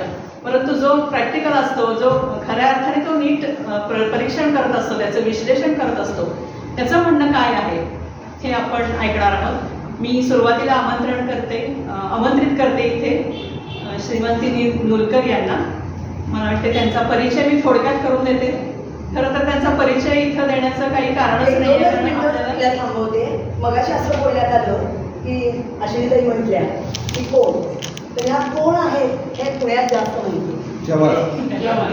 त्यामुळे पुण्यात ज्यांची ओळख आहे सातारकरांचं नक्कीच असणार, पण तरी ओळख करून दिली. नाही, सातारकरांना सुद्धा खूपच चांगलं वाटतं. इथं या हॉलमध्ये जे जे आहेत त्यांना तर त्या चांगल्याच ओळखीच्या आहेत, पण एक प्रोटोकॉल म्हणून मी थोडक्यात ओळख करून देते. सीमंतिनी नुलकर्णी हा ॲडव्होकेट आणि नोटरी आहे. त्यांचं जर्नलिझम झालेलं आहे. खरं तर त्या BSc मायक्रोबायोलॉजी आहे, परंतु त्यांनी मराठी भाषेचा त्यांना अतिशय प्रेम असल्यामुळे त्यांनी त्याच्यात MA केलेलं आहे. MA मराठी विषयात त्यांनी MA केलेलं आहे. त्यांना निसर्गाची खूप आवड आहे, त्यामुळे रानवाटा निसर्ग आणि पर्यावरण संवर्धन मंडळ, पूर्वी संस्था सातारा या सगळ्यांच्या त्या संस्थापक अध्यक्ष म्हणून आहेत राहिलेल्या.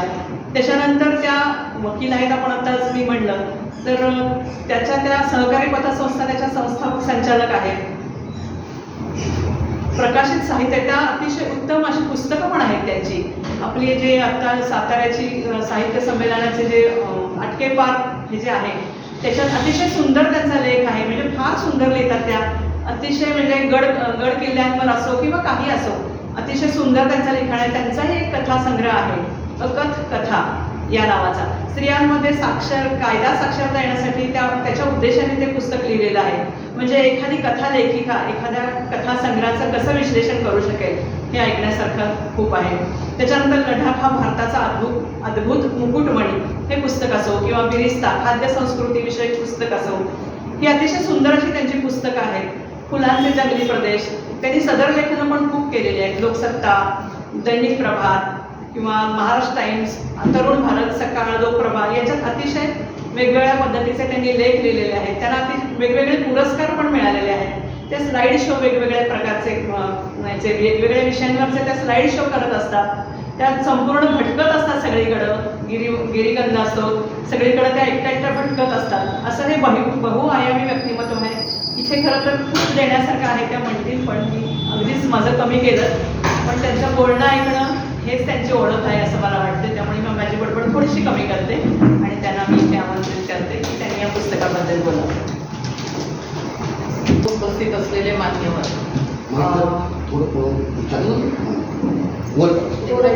आता या पुस्तकाची लेखिका कल्पना देशपांडे यांचं मी अभिनंदन करते आणि त्यांच्या पुढच्या वाटचालीसाठी सुद्धा भरपूर शुभेच्छा देते. आज या पुस्तकावर बोलण्यासाठी मला इथे येता आलं आणि हे जे हक्काचं सभागृह आहे दीपलक्ष्मी, तिथे येता आलं त्याचा विशेष आनंद मला आहे. पुस्तक लिहिणं तसं काही सोपं काम नाही असं मला वाटतं आणि त्याच्यासाठी बराच संयम लागतो, सातत्य लागतं, मुळात सर्जनशीलता आवश्यक आहे. हिरा खाणीत सापडतो पण त्याला जेव्हा पैलू पडले जातात त्यावेळेला त्याचा निखार अधिक उजळतो. तसं आहे की अभ्यासानं, चिंतनानी, वाचनानी आशय संपन्न असं लेखन होऊ शकतं आणि वेगवेगळे अनुभव घेऊन ते अधिक छान होऊ शकतं असं मला वाटतं. आणि या सगळ्यामध्ये कथालेखन ही तारेवरची कसरत आहे असं मला वाटतं. कादंबरीमध्ये कसं आहे की व्यक्तिचित्रण करण्यासाठी किंवा वातावरण निर्मिती करण्यासाठी, स्थलकाल निर्देश दाखवण्यासाठी भरपूर स्कोप असतो, स्पेस असती. तसं कथेत नसतं. खूप छोट्या स्पेसमध्ये तुम्हाला ती व्यक्ती उभी करायची असती, पात्र मर्यादित असतात. ह्या सगळ्यातून ती कथा, त्याचा उत्कर्ष बिंदू, जो ट्विस्ट जो महत्त्वाचा असतो, तो सकस कथाबीज, अशा भरपूर मर्यादेत कथालेखन केलं जातं. आणि असं कथालेखन करणारे जे लेखक आहेत तर त्यांचा मला विशेष आदर आहे की खूपच वेगळ्या प्रकारची कसरत ते लोक सगळे करत असतात. आणि कथेचा एकूण प्रवास जर आपण पाहिला तर तो फार इंटरेस्टिंग आहे. मौखिक परंपरेपासून कथांचं हे सुरू झालेलं आहे आणि ते आता आधुनिक विज्ञानापर्यंत त्याचं येऊन पोचलेला असा खूप मोठा प्रवास आहे. अनेक प्रकारच्या कथा या दरम्यान आपण पाहिल्या. सामाजिक असतील, कौटुंबिक असतील, गूढ कथा असतात, वैज्ञानिक कथा आहेत, असं त्याचा प्रवास होत गेला. कथांचे प्रकार म्हणजे दीर्घकथा, लघुकथा आणि अलीकडची अगदी अलग म्हणजे एखाद दोन ओळीची कथा वगैरे अशी पण स्वरूप आहेत. आणि जाता जाता गंमत सांगायची म्हणजे मराठी कथा ही जी आहे ती मराठी मनाला फार जवळची आणि ओळखीची आहे. चिवगाव पासून तिची ओळख आणि जवळीक सुरू होते आपल्याला. पण पहिली कथा जी आहे ती कलानिधी वैजनाथ नावाच्या माणसानं 13व्या शतकाच्या सुमाराला पहिला कथासंग्रह त्यानं लिहिला किंवा कथा. आणि पहिलं एक कथा संग्रह जो आला तर सरफोजी राजे जे होते शिवाजी महाराजांच्या वंशातले जे तंजावरला स्थायिक झाले त्यांनी इसापच्या जे फेबल्स होत्या त्याचं भाषांतर करून बाळबोध मुक्तावली नावाचा कथासंग्रह पहिला मराठीतला कथासंग्रह आहे तो. आणि आरंभ हे पहिलं मराठी कथासंग्रहाचं छापील पुस्तक आहे. तर मराठी कथाचा असाही इतिहास आहे आणि अतिशय दिग्गज ह्याच्यामध्ये होऊन गेले. एका विशिष्ट विषयासाठी कथा ज्यांनी लिहिल्या, निसर्ग कथा असतील किंवा वैज्ञानिक असतील, ग्रामीण, दलित, स्त्रीवादी असेही लेखक लेखिका ह्याच्यात होऊन गेल्या. प्राध्यापक दावी कुलकर्णी नेहमी म्हणतात की मराठी कथादालन हे अतिशय समृद्ध आहे आणि अक्षर भांडार आहे ते म्हणून. आणि त्याच्यातून आपण आपलं जगणं जे आहे ते वेगळी दृष्टी मिळते, एक वेगळं संपन्नता आपल्या आयुष्याला येते, अशा प्रकारचं हे आहे. आता ह्याच्यामध्ये असं आहे की आपल्या प्रत्येकालाच अनुभव रंगवून सांगायची इच्छा असते आणि त्याच्यातूनच कथेची निर्मिती होते. आणि ह्या कथालेखकांचं किंवा साहित्यिकांचं जे वैशिष्ट्य आहे ते अनेक घटना आपण पाहत असतो, प्रसंग पाहत असतो, अनुभव घेत असतो. नेमकं कथाबीज हेरणं आणि ते फुलवणं हे जे कौशल्य जे आहे ते कल्पना त्यांच्याकडं सुद्धा आहे. याचं मला अतिशय म्हणजे कौतुक वाटतंय त्या गोष्टीचं. आणि कल्पनाताईंचा हा जो प्रवास आहे कथा लेखनाचा, आत्ताही त्यांनी भाषणात सांगितलं, त्यांच्या मनोगतातही त्यांनी सांगितलं, त्यांनी प्रांजळपणाने हे सांगितलं, काही कथा त्यांनी 1% लिहिलेल्या आहे, म्हणजे बसलं की कथा पूर्ण. कालांतराने त्यांच्या असं लक्षात आलं की अभ्यासाची आवश्यकता आहे, विचार होण्याची, चिंतनाची आवश्यकता आहे, आणि मग एक कथा लिहायला मला 2 वर्ष लागली, हेही तितक्याच प्रामाणिकपणाने त्यांनी सांगितलेलं आहे. तर हा जो त्यांचा स्थूलाकडून सूक्ष्माकडे झालेला प्रवास आहे, तो अतिशय सुंदर प्रवास आहे असं मला वाटतं. आणि एक वेगळी बैठक त्यांच्या कथांना आलेली आहे आता, असं मला वाटतं. त्यांचं बरंचसं वाचलेलं आहे मी, प्रवास वर्णनं हे असं वगैरे. आणि हा जरा एक नवीन त्यांच्या बहुआयामी व्यक्तिमत्वातला हा एक वेगळा पैलू आज पुस्तक रूपाने आपल्या समोर आलेला आहे. आपल्या सगळ्यांनाच तो नक्की आवडणार आहे. आता कथांची वैशिष्ट्य असतात, मगाशी मी जसं म्हटलं तसं त्याची भाषाशैली एक वेगळी असते, व्यक्तिमत्व चित्रण करणं, स्थलकाल निर्देश असतो, हे सगळं आहे. आता ह्यांच्या ज्या कथा आहेत त्यातली बारादरी म्हणून जी पहिलीच कथा आहे, तर ती कथा वाचल्यावर मला हिरामंडी किंवा उमरावजांची आठवण आली. ते कोठ्यावरचं जे आयुष्य असतं त्या संबंधीची ती कथा आहे. त्याच्यात त्यांनी जो लखनवी लहेजा भाषेचा वापरलेला आहे, तर म्हणजे भाषा शैली कशी असते कथेमध्ये, कधी बोली भाषेचा वापर असतो, त्याच्यातून ती व्यक्तिमत्व आपल्या पुढे येत राहतात, अशी ती कथा आहे. आणि तसं सहसा आता आपल्या अनुभवाला येत नाही, पण त्यांनी कल्पना करून किंवा त्याच्यावर अभ्यास करून ती कथा इथं लिहिलेली आहे. आणि स्थलकाल दर्शन त्याच्यात होतं की ते कोणत्या काळातलं आहे हे आपल्यालाही जाणवतं, तर ते त्या कथेतून आपल्याला स्पष्टपणाने जाणवतं.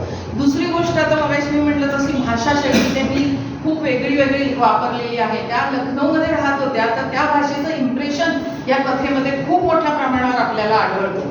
आणि त्या दरवाजाआड ही जी कथा आहे, ज्याचं नाव कथासंग्रहाला दिलेलं आहे, तर कथा विषयाला कधी वावडं नसतं, विषयाचं वावडं नसतं, हे सांगणारी ही कथा आहे. मगाशी जसं म्हटलं तसं की एक विशिष्ट जो समाज आहे त्यातल्या स्त्रियांना जे भोगावं लागतं त्या पलीकडे जाऊन अशा एखाद्या बाईच्या मुलाला जे भोगावं लागलं हे त्या कथेत मांडलेलं आहे.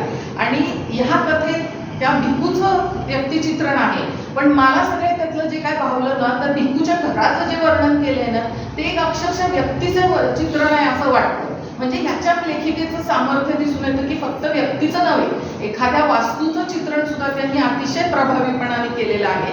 आणि हे सगळं वाचताना त्यांनी घेतलेली मेहनत, सर्जनशीलता त्यांच्यात आहे, किंवा कथाविष निवडण्यामागचा त्यांचा जो विचार आहे तो आपल्याला प्रामुख्यानं दिसून येतो. हा मगाशी मी म्हटलं तसा एक अतिशय सुंदर प्रवास आहे, कथाविष सुचल्यापासून कथा पूर्ण लिहून होण्यापर्यंत, ती प्रकाशित होण्यापर्यंतचा. तर मला असं वाटतं हा अभिव्यक्तीचा आणि सर्जनशीलतेचा अतिशय सुंदर उत्सव असा हा आहे, आणि तो सेलिब्रेट करण्यासाठी आज आपण इथं आलेलो आहे. आता ही जी संग्रहाचं नाव आहे त्या दरवाजा आड, तर लेखिकेला तेच नाव द्यायचं होतं. आणि मलाही वाटलं, संपूर्ण कथासंग्रह वाचल्यावर असं वाटलं की हेच समर्पक नाव आहे. कारण प्रत्येक कथेत असं दिसतं की समाजाच्या बंद दरवाजाआड काय आहे, किंवा मनाचे दरवाजे बंद असतात त्या आड काय आहे, ते ह्या कथातून पुढं आलेलं आहे. आणि हे लेखिकेचं कौशल्य आहे की ते आतलं दडून राहिलेलं ते समोर आणण्याचं. त्यामुळं अतिशय चपखल असं हे त्याचं शीर्षक आहे असं मला वाटतं. आणि 2 गोष्टी मला फक्त जरा अडखळल्या ते मी मुद्दाम सांगते की बारादरीमध्ये संपूर्ण तुम्ही उर्दू किंवा लखनवी लहेजा वापरलाय, तर त्याच्यात एका ठिकाणी तुम्ही असा शब्द वापरलाय की अनुमती. तर इजाजतच्या ऐवजी हा शब्द तुम्ही का वापरला हे मला समजून घ्यायला आवडेल. हा एक. दुसरी गोष्ट, तो एक आगळा डाव म्हणून जी कथा आहे, तर त्या कथेमध्ये जो नायक आहे तो समाजकार्य करणार आहे, आणि तो एका मुलगी असलेल्या घटस्फोटीशी लग्न करतो, आणि त्याला मूल नको असतं. आई वडिलांचा असा समज होतो की कदाचित ती आहे ते आपली मुलगीसाठी म्हणून नाही म्हणत असेल वगैरे, असं ते संपूर्ण कथानक आहे. मग तो शेवटी आई वडिलांना सांगतो की मी कुठल्या उद्देशाने हे लग्न केले. त्याचा उद्देश चांगलाच आहे की ती एकाकी पडलेली आहे, घटस्फोटीत आहे, मुलीला वाढवायचं आहे, सगळ्या जगाशी लढत द्यायची, सगळं आहे. पण त्यातलं एक वाक्य मला खटकलं की समाजकार्य करणारा माणूस म्हणतो मी एका अबलेचा उद्धार केलाय. ह्याच्यावर माझं स्ट्रॉंग ऑब्जेक्शन आहे. स्त्रीवादी नाहीये पण आहे माझं, कारण ती नोकरी करणारी पण बाई आहे, त्यामुळे ती अबला नाही आणि उद्धार करणारा तो कोणी नव्हे. तर ह्याच्यावरती मला मुद्दाहून सांगावं असं वाटलं. म्हणजे ही सायकोलॉजी लेखक म्हणून तुमची काय आहे हे समजून घ्यायला मला आवडेल. तसंच रिव्हर व्ह्यू आणि शेजार ह्या कथा का तुम्हाला लिहाव्याशा वाटल्या याबद्दलही मला ऐकायला खूप आवडेल. तर आताचं सध्याचा आपण जग बघतो, मोबाईल आहे, नेट आहे, आर्टिफिशियल इंटेलिजन्स आहे, माणसं इतकी त्याच्यात गुंतून गेलेली आहेत की वाचनापासून दूर जात चाललेली आहेत. कालच मी एक फोटो बघितला की एक मुलगा 2 तास एका जागी उभा आहे, झोंबी म्हणतात त्याला, मोबाईल घेऊन असा उभा आहे, गेम्स म्हणा किंवा काही कशाच्याही आहारी गेलेला असेल. तर असं सगळं झालेलं असताना, माणसं वाचनापासून दूर जात असताना अशा कथा लिहून त्या वाचकांना पुन्हा वाचनात रमवण्याची एक मोठी सामाजिक जबाबदारी कल्पनाताईंनी पार पाडलेली आहे. त्यासाठी पुन्हा एकदा त्यांचं अभिनंदन. पुढच्या वाटचालीसाठी भरपूर शुभेच्छा.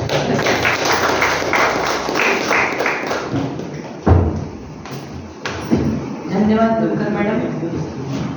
एका कथालेखिकेने एका कथा संग्रहाबद्दल इतका छान लेखाजोखा मांडला. म्हणजे त्यात आवडलं काय, काय नाही आवडलं, काय हवंय हे अतिशय परखडपणे आणखी छान सांगितलं. तेवढं कौतुक पण केलं. आणखी खरोखर आपण म्हणतो ना, माहेरी आल्यावर मुलगी सांगते आता, असं नाही, पण ते आपल्याला पटतं सासरच्याने सांगितल्यापेक्षा. तर अशा तऱ्हेने त्यांनी इतकं सुंदर सांगितलेलं आहे. तर मी यानंतर आमंत्रित करते मुकुंद फडके यांना. त्यांचा मी थोडक्यात परिचय करून देते. खरं तर मग अशी शिरीष चिटणीसांनी बराचसा परिचय करून दिलाच आहे. मला वाटतं त्यांचं बोलणं हाच त्यांचा परिचय असावा, म्हणून मी जास्त हे करत नाही. ते अतिशय उत्कृष्ट असे पत्रकार आहेत. ते निवासी संपादक होते.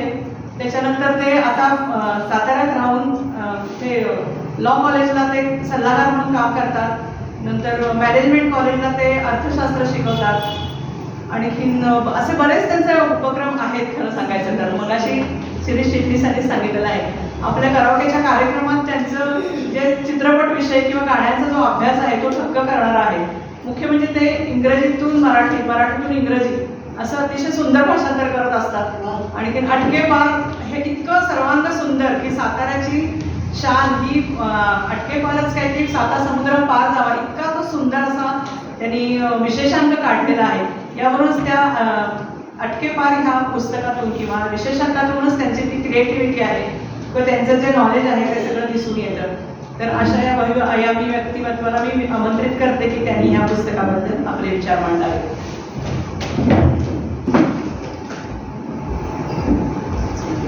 नमस्कार सर्वांना. व्यासपीठावरील सर्व मान्यवर, व्यासपीठासमोरील मान्यवर आणि आजच्या उत्सवमूर्ती कल्पनाताई त्या सर्वांचं स्वागत करून माझं मनोगत व्यक्त करतो. खरं दुसऱ्यांदा बोलण्याचे काही तोटे असतात ते आता लक्षात आले, कारण निलकर मॅडमने माझे 3 मुद्दे घेतलेत, त्यामुळे ते रिपीट करणार नाही. त्याच्यामध्ये म्हणजे आधीच सांगतो, जर मी रिपीट करणार की हिरामंडीचा मला पण 12 जरी वाचलं, हिरामंडी माझ्यासमोर पण आली. का त्या दरवाजा हे पुस्तकाचं नाव का आहे हे पण मला तुम्ही जो मुद्दा म्हणता तोच माझ्या लक्षात आला. आणि जो आबलेचा होता तो पण, हे तिन्ही विषय म्हणजे समविचारी आपण त्या निमित्तानं झालं म्हणायला काही हरकत नाही. पण 2 विषय जे निलकर मॅडमने मांडले की हे 2 कथा का, रिव्हर व्ह्यू आणि मला वाटतं शेजारी, त्या कथा का लिहिल्या. तर मॅडमचं कल्पना त्यांचं भाषण झालंय, त्यांची वकिली म्हणून नाही, पण मला त्या कथा या संग्रहातल्या ज्या कथा आहेत ना, मला वाटतं हास्यजत्रेतनं आल्यात की काय. म्हणजे जर आपण नीट बघितलं हास्यजत्रेमध्ये जसं ते प्रसाद खांडेकर, पृथ्वी प्रताप वगैरे स्किट करते, त्याच्यामध्ये प्रियदर्शिनी येते आणि तिच्यामुळे जिमवरती गर्दी वाढते किंवा सगळ्याला गर्दी वाढते अशी एक स्किट नेहमी करतात. ते रिअर व्ह्यू सोसायटीमध्ये एक त्या प्रकारचा मला ते दिसतो. किंवा व्हॅनिटी व्हॅन जे आहे, व्हॅनिटी व्हॅनमधला सुद्धा जे मला हिरो वाटतो तो जयेश आहे. तो जयेश वाचताना मला का कोणाष्ट हास्यजत्रेतला श्रमेशच समोर आला.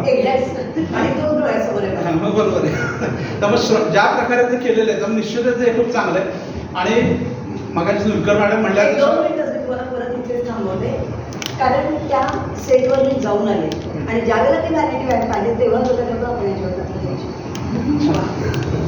कारण. आणि हे करण्यासाठी जसं त्या म्हणल्या की ती भिकूची कथा लिहिताना तिथं जाणं शक्य नव्हतं त्यांना, पण जेव्हा हे व्हॅनिटी व्हॅन सारखं जे बघितलं आपण त्यामुळे शब्देशात तसं चांगलं उतरलंय. आणि निलकर मॅडम म्हणल्या त्याप्रमाणे लखनौमध्ये राहत असल्यामुळे मी ते काढले ते काही शब्द की जसं जनरली कसं असतं की लिखाण करताना आपण संभाषणामध्ये भाषा येते पण अनेक वेळा वर्णनामध्ये भाषा येत नाही, पण तुमच्या वर्णनामध्ये सुद्धा ती लखनौची भाषा आली. म्हणजे अनेक वेळा पाजेब शब्द आहे किंवा घन मेघ दाटून आले असे जे तुम्ही हिंदी शब्द वापरले, तर काही वेळेला आपण फक्त ते शब्द संभाषणामध्ये आणतो. त्या भागातली कथा असेल, कन्नड भाषेत भागातले शब्द असेल, संवादामध्ये येतात. पण वर्णनामध्ये येत नाही. म्हणजे उदाहरण या निमित्तानं सांगायला हरकत नाही की मी ऐक्यमध्ये असताना रविवारची पुरवणी होती आणि एक ग्रामीण कथा आली होती. तर मी एका नवोदित उपसंपादकाला ती हे कर म्हटलं, जरा ती एडिट करून दे मला. तर त्या ग्रामीण कथेमध्ये सगळीकडे भय नाही वगैरे असं होतं. त्यानं सगळीकडे व्हायचं होय केलं, नाहीचं नाही केलं. म्हणजे ती ग्रामीण कथा पूर्णपणे शहरी करून टाकली. असं पण असतं की तुम्हाला फक्त संवादामधनं ते भागात समजतं तुमचा, तर असं पण नाहीये. त्यामुळे ह्या ज्या वर्णन जिथं जिथं आहे तिथं तिथे भाषा समजते. किंवा व्हॅनिटी व्हॅन कथेमध्ये सुद्धा एडी ईपी हे जे फक्त त्या लोकांनाच माहिती असणारे शब्द, असिस्टंट डायरेक्टर असते की बाकीचे सगळे आहेत की व्हॅनिटी व्हॅन आतने कशी असतील हे अनेकांना आपल्याला फक्त माहिती आहे कशी असते ते, म्हणजे ऐकलेलं आहे आपण, प्रत्यक्षात बघून आल्यामुळे त्या गोष्टी पण आल्या. त्यामुळे हे एक आहे. अर्थात त्या कथा मुलकर मॅडम म्हणल्यात तसं बरोबर आहे, पण त्या दरवाजा आड हे ज्या पुस्तकाचं जर हे आहे तर मला पहिल्यांदा जेव्हा शिरीषराव म्हणजे आपल्याला ह्या पुस्तकावर बोलायचं, मला आधी वाटतं त्या दरवाजा आड म्हणजे नारायण रत्नाकर मतकरी का नारायण धर्पांसारखं काहीतरी काय झालं असं पटकन वाटलं मला की असं काहीतरी असं आवडीचा विषय मला नक्कीच बोलेल. की नारायण धार रत्नाकर मतकरी किंवा दफा खांबेटे, सन्ना नवरे जे ज्या रहस्य कथाकार वगैरे तसं काहीतरी असणार असं वाटलं. आणि पण वाचलं मी सगळ्या 16च्या कथा वाचल्या, सगळ्या कथा वाचल्या. आणि रहस्य कथांमध्ये किंवा थ्रिलरमध्ये जी उत्सुकता असते शेवटपर्यंत ती तुम्ही निश्चितच ठेवली. फक्त एक कसं आहे की कथेला मगाशी नृकरणानं म्हणायचं अलग पर्याय, अतिलघु कथा पण असतात, मोठ्या पण असतात, छोट्या कथा आहेत. तसं कथेचा जनरली जो एक कालखंड असतो तो छोटा असतो जनरली. कॉलेजमध्ये 2 तासात घडलेली एखादी घटना, पण तुमच्या सगळ्या कथा जर बघितलं तर कालखंड मोठा आहे. निश्चित प्रत्येक कथेचा कालखंड मोठा आहे. म्हणजे छाटलेले पंख असू देत, ती कॉलेज कुमारीपासून परत सासू होण्याचा प्रवास तिचा इथपर्यंत मोठा कालखंड आहे. म्हणजे मगाशी जे काही लोक म्हणले की पुढचं तुमचं कथानक, पुढचा तुमचा प्रवास जो आहे तो ह्या अनेक कथांचं रूपांतर कादंबरीमध्ये होऊ शकतं. ह्या पद्धतीने सुद्धा आपल्याला तसं निश्चितच विचार करता येईल. कारण या सगळ्या कथांमध्ये तसं आणि मला एक सर्वात महत्त्वाचं अभिनंदन त्यांचं करायचं आहे की जो एक अनटचड विषय असतो व्हर्जिन, त्या विषयाला त्यांनी हात घातलेला आहे, त्याबद्दल त्यांचं मनापासून अभिनंदन करायचं आहे. तो विषय म्हणजे लैंगिक शोषण, बाल लैंगिक शोषण, त्याच्यामध्ये मुलांचं लैंगिक शोषण आणि मुलींच्या लैंगिक शोषणावर अनेक विषय येतात. त्यातली जी स्पर्श नावाची कथा आहे ती खरंच अभिनंदनास पात्र आहे. की आता जे चालतंय त्याच्यामध्ये लहान मुलांचं आपण नेहमीच बघतो की मुलगा असो किंवा मुलगी असो तर लैंगिक शोषण नातेवाईकांकडनंच होतं. आणि त्या कथेमध्ये तुम्ही तसंच दाखवलं की नातेवाईकच लैंगिक शोषण करतात, त्याचा त्याच्या पुढच्या आयुष्यावर कसा परिणाम होतो हे अतिशय सुंदर शब्दात तुम्ही एक वेगळा विषय या निमित्तानं मांडला, त्याबद्दल तुमचं मनापासून आभार आणि अभिनंदन पण. कारण तुम्ही म्हणताय गेल्या कित्येक वर्षामध्ये तुम्ही या कथा लिहिताय, पण त्यातला जर पट बघितला आपण सगळं आधुनिक आहे, सगळा पट आधुनिक आहे. आणि तुमची जी लेखन शैली आहे ती सुद्धा आधुनिक पद्धतीची मला वाटली. आणि दिलीपरावांना माहिती आहे की तुम्ही सुद्धा नाटकात करता, दिलीपराव नाटकात काम करतात. अनेक वेळा मला ते एकांकिकांसारखं पण लेखन वाटतं. जसं ब्रेकअप आहे, ब्रेकअप ही चांगली एकांकिका पण होऊ शकते किंवा एक पात्री ब्रेक सुद्धा होऊ शकतो, कारण त्याच्यामध्ये मॅक्झिमम संवादच आहे. त्या ब्रेकअपमध्ये कुठेही मध्ये आधी फक्त वर्णन आहेत, बाकी सगळी एकांकिका आहे, कथा आहे ती पूर्णपणे एकांकिकेच्या पद्धतीने. अशा अनेक ठिकाणी आपण संवादाच्या माध्यमातून कथा पोहोचवली, हे सुद्धा अत्यंत महत्त्वाचं आहे. आणि दुसरं कालखंडाचं झालं, कथांची उदाहरणं पण मी दिली होती. हा तुमची शैली मिस्किल आहे. 25 आहेत काही ठिकाणी, 25 आपल्याला जाणत असेल हास्यचित्रामध्ये किंवा इतर स्किट्समध्ये 25 असतात, त्याचे 25 पण निश्चितच आहेत. हलका विनोद आहे. आता रिव्हरव्ह्यू सोसायटीबाबत जरी दुर्कर मॅडमचं ऑब्जेक्शन असतं तर मला ती कथा आवडली, कारण एखाद्या घटनेकडं समाजातील विविध घटक कशा प्रकारे बघतात. म्हणजे एखाद्या सोसायटीमध्ये सिनियर्स लोकांचा ग्रुप आहे, तरुण जिममध्ये जाणारी पोरं आहेत, हळदी कुंकू करणाऱ्या बायका आहेत, तर हा सगळा जो समाज गट आहे तो त्या सोसायटीमध्ये राहायला येणाऱ्या नटीकडे कशा पद्धतीने बघतो हे प्रत्येकाची वेगळी भूमिका आहे. त्यामुळे त्या अर्थानं बघितलं तर एक वेगळी कथा आहे. आणि जी येतच नाही, खरं ती नटीची सगळ्यांना अपेक्षा असेल नटी प्रत्यक्ष राहील तिथं दिसतच नाही कोणाला, ती अंतर्धान पावती असं तसं शेवट तुम्ही केलेलं आहे. तर निश्चितच एक वेगळा प्रयोग तो होता.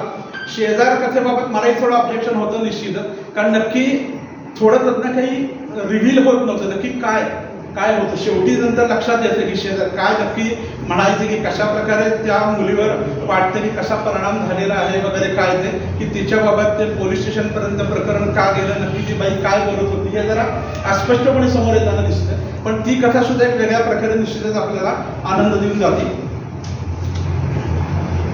ह्या संपूर्ण कथांमध्ये 16 कथांमध्ये आपण विविध विषय हाताळलेले आहेत. त्याच्यामध्ये सर्वात महत्त्वाचे म्हणजे मानवी संबंधांची गुंतागुंत आपल्याला दिसते की जे कुठले पण असतील, सासू सुनांचे असतील, सासू सासरे असतील, मुलगा असतील, भाऊ भाऊ असतील की कोणी असेल, सगळ्यांची गुंतागुंत आहे. त्याच्यामध्ये आगळा डाव ही कथा मगाशी जी सांगितली, खरं ते कथेचं नाव वाचल्यावर सुद्धा मला परत एकदा जेम्स ॲडलेचेस किंवा गुरुनाथ नाईक असंच वाटलं. पण तो म्हणजे त्यानं जे केलं त्याला डाव म्हणावं का, हा पण एक हे असू शकेल की डाव म्हणायचं का आपण. पण ती एक पण वेगळी गुंतागुंत होती की एक त्याच्यामध्ये सस्पेन्स होता की का लग्न केलं तिच्याशी, 3 वर्षाच्या मुलीच्या आईबरोबर त्याने लग्न का केलं. सस्पेन्स निश्चितच होता. तुम्ही तो चांगल्या प्रकारे त्याचं रिव्हिलेशन केलेलं आहे. त्या दरवाजाआड ही कथा तर निश्चितच खूप मला आवडली, कारण ज्या प्रकारे भिकू आणि ते संपूर्ण वातावरण निर्माण केलं होतं ते खूप चांगल्या प्रकारे तुम्ही केलं होतं. न जाता सुद्धा तुम्हाला आपल्याला तो केलेलं आहे. शिकलेली बायको ही जी कथा होती, तर शिकलेली बायको मला हा विषय का आवडला की कशा प्रकारे तुमचे व्ह्यू बदलत जाऊ शकतात, काळ जसा बदलतो तसा. की ज्या शिकलेल्या सुनेला आधी ग्रामीण भागातली सासू विरोध करते, नंतर ती शिकलेली सून जेव्हा आपल्या गावात येते आणि गावातल्या लोकांना शिकवायला लागते तर तिला त्या सुनेचा अभिमान वाटायला लागतो. हा प्रवास जो आहे तो निश्चितच खूप चांगल्या प्रकारे तुम्ही त्यामध्ये होता. संशय कल्ल तुम्ही मगाशी सांगितलं, संशय कल्ल हा एक तुम्ही तर तुमच्या अनुभवावर आहे, तो म्हटलं तुम्ही घरच्या अनुभवावर तुम्ही लिहिलेला आहे, त्याची म्हणजे जर तुमचा जो अनुभवावर आहे तुझा चांगलं होतं. शेजारीचं सांगितलं. सिग्नल कथा पण मला वेगळ्या प्रकारे आवडली. जर सिग्नल कथामध्ये सुद्धा की काय नक्की झाले, त्याच्यामध्ये फक्त 1-2दा नावं प्रमोद आणि प्रसाद अशी झाली, तेव्हा ते प्रिंटिंग मिस्टेक असावी ते असेल. एक ठिकाणी प्रमोद येते, ते प्रसाद झाले एक ठिकाणी. पण ज्या प्रकारे खरंच आपल्याला माहिती आहे की आपल्याकडे एका अनुभव आहे. म्हणजे माझ्या एका मित्राच्या मागं बसलेल्या मोटरसायकलवर अपघातात मित्र वाचला, तर तो मित्र मागं बसलेला पलीकडे पडणार, मागणं गाडी त्याच्या गेली. आयुष्यभर ते जाचत बसलो की माझ्या मागं बसलेला माणूस गेला, माझ्यामुळे गेला. ही ह्या हे जे साधी साधी घटना आहे जी तुम्ही त्या कथेमध्ये सिग्नल कथेमध्ये वेगळ्या प्रकारे, ती सुद्धा दीर्घ कथा आहे. म्हणजे कालावधी जर बघितला आपण की त्या अपघातातली जी लोक आहेत त्यांची स्मृती जाती काय ते त्यानंतर काही वर्षांना त्याला आठवतं. म्हणजे कालावधी खूप मोठा आहे. तर त्या त्याचा सुद्धा कालावधी खूप मोठा आहे. मग अशा मुलांचं लैंगिक शोषण हा विषय घेतलेलाच आहे. नंतर प्रत्येक ठिकाणी उत्सुकता ताणवत नेण्याचं काम निश्चितच तुम्ही केलं. त्याच्यामध्ये काठ असेल, ब्रेकअप असेल, स्पर्श, शेजारी किंवा आगळाडाव्या सगळीकडे उत्सुकता आहे, सस्पेन्स योग्य वेळी म्हणजे काय नक्की करायचं तुम्ही निश्चितच त्या पद्धतीने इथं केलेलं आहे. सकारात्मकता मला दिसली, बहुतेक कथांमध्ये सकारात्मकता दिसली. पण जी पहिली कथा मी वाचली मग त्याचा शेवट मात्र असा का केला याबाबत मला शंका जरा आली की जेव्हा ती आपा मरती तिथं कथा संपवता आली असते असं माझं वैयक्तिक मत आहे. परत वादळामध्ये ती गेली आणि तिची पण डोली पोचू शकली नाही असं का नाही. तिथं विनाकारण ते त्या ह्याच्यातनं म्हणजे त्या बारादरीमधनं कधीच डोली बाहेर पडली नव्हती. एक मुलीची डोली बाहेर पडली, ती सुखरूप जर घरापर्यंत पोचली असते तर एक सुखात्मक आला असतं असं वाटतंय मला. आणि तिथपर्यंत ठीक आहे, म्हणजे आपण आनंदाच्या भरात हार्ट अटॅकनं मेली ठीक आहे, पण तिची डोली पोचायला हरकत नाही. त्याच्यामध्ये अर्थ तुमची भावना काहीतरी वेगळ्या प्रकारे असते. 2 मिनिटात लगेच सांगते, कारण परत तो मुद्दा लक्षात येत नाही. त्याच्यात 2 मुद्दे होते की नवाबांचं पण चुकलं नाही, कारण आपल्याला त्यांच्याबद्दल काही म्हणजे, आणि आपाचं पण काही चुकलं नाही, कारण तिला पण आपल्या पोटीमधून एक डोली दिली. म्हणजे तिचा उद्देश सफल झाला आणि नवाबांकडे ती गेली नाही. म्हणजे नवाबांचं त्यांचं जसं होतं तसं राहिलं. हा उद्देश मी लिहिताना होता. हे दोन्ही उद्देश की कुठल्याही समाजाला आपल्या तिथे काय म्हणतो त्याला, समाजाने कुठल्याही त्याच्यावर काही प्रतिक्रिया वेगळ्या निर्माण करू नये. प्रतिक्रियेला लेखक घाबरत नाही नक्कीच, पण आपल्याला ते निर्माण करायचे नाही. आणि म्हणून तो त्या प्रकारे असा शेवट केलाय. आणि माझ्या काही कथांचा शेवट असाच असतो की ह्याच्यात काय झालं असेल, आणि हा विचार करण्याची संधी ही वाचकांना मिळते. म्हणून काही कथा अशा. कारण मला अजून त्याच्यात काय वाटलं, उसना जर बघितलं तिची आई, तिचं लग्न नवाबापासून झालं नाही. मला वाटलं तशा प्रकारे कथा फिरती की काय, म्हणजे नवाबाचीच मुलगी आहे तीच नवाबाच्या घरी जाणार आहे की काय, हा पण एक विषय त्याच्यामध्ये बऱ्याच जण तसं वाटतं. म्हणून मला वाटतं ती डोली पोचायला हरकत नव्हती. पण ठीक आहे, तशा मागची तुमची भूमिका पण एक चांगली आहे. त्यामुळे हे वेगळ्या प्रकारच्या कथा निश्चितच आल्यात. आणि ह्या सगळ्या कथांमध्ये एक प्रातिनिधी, मगाशी जसं नुलकर मराठवाड्यात मुद्दा फक्त एकदा एक्सप्लेन करतो फक्त मी की त्या दरवाजा हे कथेचं कथासंग्रहाचं शीर्षक आहे. निश्चितच प्रत्येक कथा काहीतरी दरवाजा मागचं आहे त्याच्यामध्ये निश्चितच. संशय कल्लमध्ये आहे, स्पर्शमध्ये आहे की किंवा ब्रेकअपमध्ये आहे की कोणाला तर प्रत्येकाला काहीतरी वाटतं काय चाललं. दरवाजा तो लाकडी दरवाजा असेल, काचीचा असेल किंवा मानाचा असेल, प्रत्येकाच्या दरवाज्यात काहीतरी लपलेलं आहे. हे कथेच्या माध्यमातून तुम्ही बाहेर काढता. त्यामुळे ह्या सगळ्या कथासंग्रहाबाबत उत्सुकता आहे. आगामी तुमच्या लेखनाबाबत पण उत्सुकता आहे. आणि जेव्हा ज्या गोष्टी आपण बघतो त्या आपण निश्चितच जाणायला पाहिजेत. पु ल देशपांडे नेहमी म्हणतात की मगाशी सांगितलं छोट्या कथा असतात. पु ल देशपांडे म्हणजे एवढं मोठं महाभारत व्यासांनी लिहिलं 1,00,000 श्लोकांचं, किंवा रामायण एवढा 70-80,000 श्लोकांचं लिहिलं, पण एका वाक्यात पण रामायणाची कथा होऊ शकते ना, की रावणानं रामाची बायको पळवल्या, रामानं माधव सेना गोळा केली, रावणानं मारून टाकलं. हे एका वाक्यामध्ये सुद्धा पुलंनी ही कथा होऊ शकते. पण ती कथा फुलवत कशी न्यायची हा जर्म आहे ह्या प्रकारे, की एका राक्षसानं पत्नीला पळवलं देवाच्या म्हणून त्याला मारलं, पण मारण्यासाठी काय करावं लागलं ह्याच्यातून सगळं रामायण किंवा महाभारत आपल्याला दुसऱ्या प्रकारे दिसतं. त्या प्रत्येक ठिकाणचं जर्म त्यांनी आसपासच्या बाजूलाच बघितलंय आणि त्या जर्मच्या निमित्ताने अतिशय चांगल्या कथा आलेल्या आहेत. साहित्य संमेलनाच्या वेळी आमची भेट झाली होती, जेव्हा तुमचं कथाकथन झालं तुम्हाला भेटलो होतो मी, आणि चांगलं इथं झालं. पुस्तकाचं प्रकाशन पण तुमचं पुण्यामध्ये चांगल्या प्रकारे झालं. लोकार्पणाच्या निमित्तानं अनेक लोकांपर्यंत पोहोचेल. आणि योगायोग मागचे शिरीषरावांनी सांगितले, व्यंकटेश वाडवळकरांचे अजून 2 योगायोग मी सांगतो की आज मला वाटतं महाराष्ट्र टाइम्स आणि सकाळमध्ये तुमच्या कथासंग्रहाचा परिचय पण आलेला. म्हणजे हा पण एक चांगला योगायोग आहे. त्याबद्दल तुमचं अभिनंदन.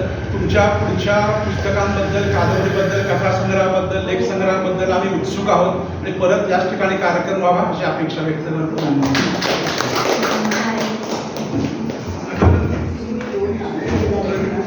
धन्यवाद फडके सर. मी मगाशीच म्हटलं की प्रत्येक वाचकाचा एक असा व्ह्यू असतो, एक दृष्टिकोन असतो वेगवेगळा. तर संपादकाचा दृष्टिकोन कसा असतो तो सगळ्यात वाचक आणि लेखक यांच्या मधला जो संपादक असतो तो अतिशय व्यवस्थित असतो. त्याला बरोबर कळत असतं की काय चुकतंय, इथं कुठली कमकुवत आहे कथा, कुठं कमकुवत झाली, कुठं स्ट्रॉंग पॉईंट कोणता आहे, हे संपादकाला बरोबर कळत असतं. आणखी तशा पद्धतीनं त्यांनी सगळ्या कथा वाचलेल्या आहेत, व्यवस्थित वाचल्या आहेत आणि बरोबर त्यांनी त्याचं परीक्षण केलेलं आहे. मगाशी काय झालं, त्यांचा परिचय सांगताना हे पटकन ओपन झालं नाही, तर त्यांना सारखं बंद दरवाजा आड त्यांना वाटत होतं काहीतरी गूढ असणार म्हणून, कारण त्यांना गूढ कथा इंग्रजी वाचनाची खूप आवड आहे. त्यांची ती मुख्य आवड आहे ते सांगायचं राहिलं, कारण त्या परिचयात ते होतं. तर अतिशय सुंदर संपादक म्हणून जे पाहिजे ते त्यांनी बरोबर सांगितलेलं आहे. तर मी यानंतर आमंत्रित करते डॉक्टर संदीप श्रोत्री यांना पुस्तकावरती विचार मांडण्यासाठी. त्यांची थोडक्यात ओळख करून देते. संदीप श्रोत्री डॉक्टर हे आपल्या सगळ्या सातारकरांना माहितीच आहेत. ते कास पठार त्याविषयी त्यांनी जी जनजागृती केली आहे त्याबद्दल ते शल्य विशारद आहेत, म्हणजे सर्जन आहेत. त्याच्यानंतर निसर्ग पर्यावरण आणि संवर्धन हे त्यांचा अतिशय आवडीचा विषय आहे. रानवाटा निसर्ग आणि पर्यावरण संवर्धन संस्था आहे त्यांची. त्याच्यानंतर प्रदूषण नियंत्रण त्याच्यात त्यांनी महत्त्वाची भूमिका बजावलेली आहे. त्यांनी साहित्य लेखन पण खूप केलेलं आहे. कासवाचं बेट हे अतिशय सर्वांग सुंदर पुस्तक आहे, ज्याचं कासवांबद्दल भरपूर माहिती आहे. त्याच्यानंतर ते स्वतः जाऊन आले, तिथल्या फोटोग्राफी फार सुंदर आहेत. त्याच्यानंतर इंकाची देवदरी या पुस्तकात त्यांनी इंका संस्कृती आणि माचू पिचू शहराबद्दल छान माहिती दिलेली आहे. कांचनगंगेच्या कुशीत हे त्यांचं गिर्यारोहण, ते अतिशय चांगले गिर्यारोहण पण होते आणि या गिर्यारोहणावरील हे पुस्तक त्यांचं प्रसिद्ध आहे. मनूचे अरण्य हे सुद्धा अतिशय सुंदर पुस्तक आहे. त्यातली फोटो बघण्यासारखे आहेत. इतकं बारीक सारीक वर्णन केलेलं आहे त्यांनी. ते अनटच्ड असं ते मनूचं अरण्य आहे. तर त्या पुस्तकाला त्यांना श्री स्थानक राज्यस्तरीय साहित्य पुरस्कार मिळालेला आहे. तर असे जे लेखनाची वाचनाची खूप आवड असणारे डॉक्टर आता ह्या बंद दरवाजा पुस्तकाबद्दल आपले विचार मांडू इच्छितात. काय बोलतात आपण?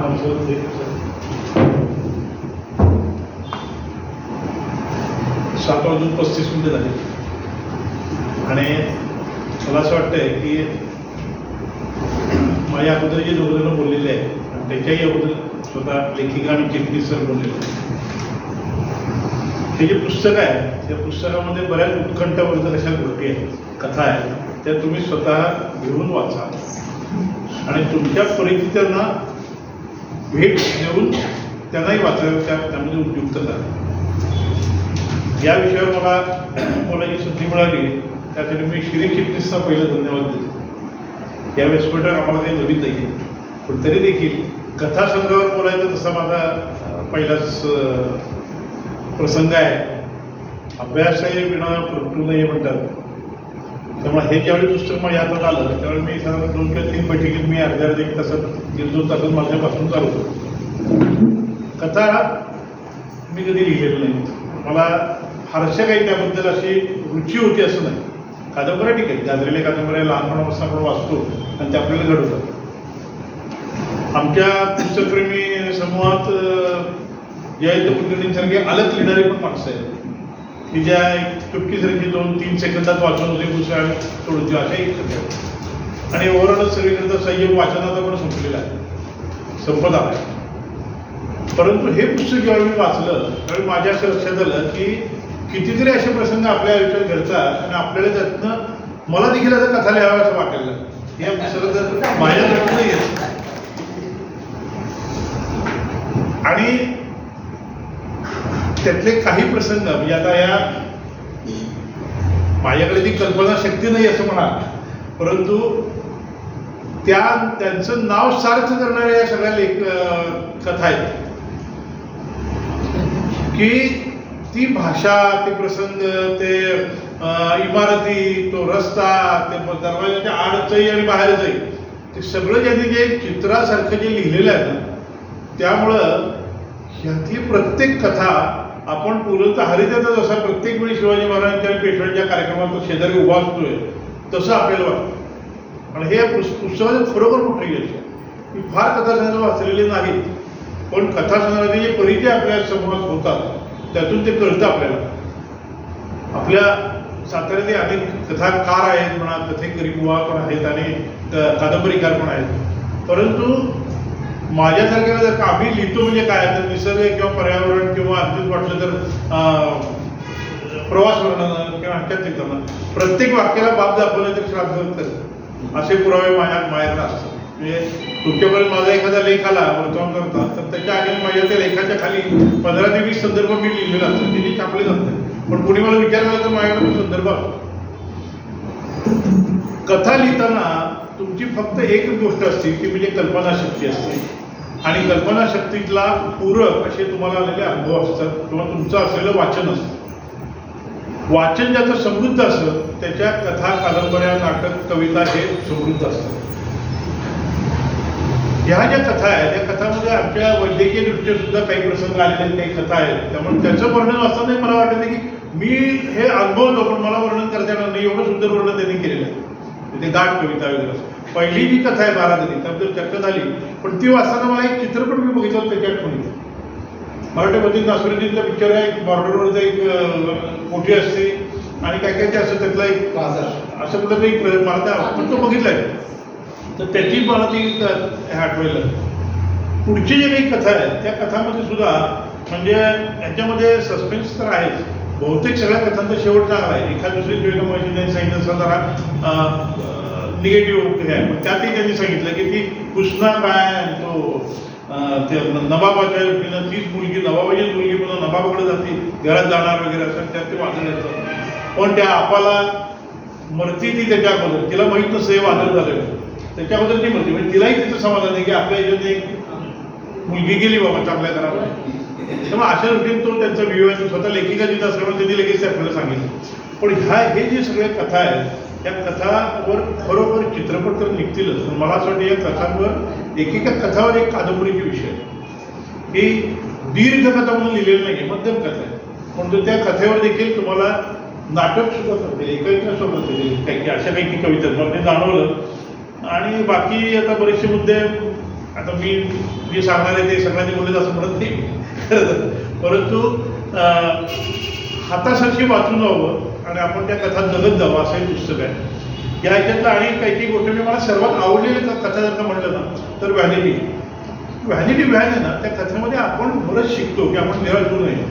कधीतरी आपल्या श्रमाला, परिश्रमाला, आपल्या अंगातल्या कलेला कधीतरी आपल्याला त्याला पोच मिळते. आणि दुसरी कथा म्हणजे कला. दोन्ही कथेतनं आपल्याला इतका पॉझिटिव्ह संदेश आपल्याला मिळतो.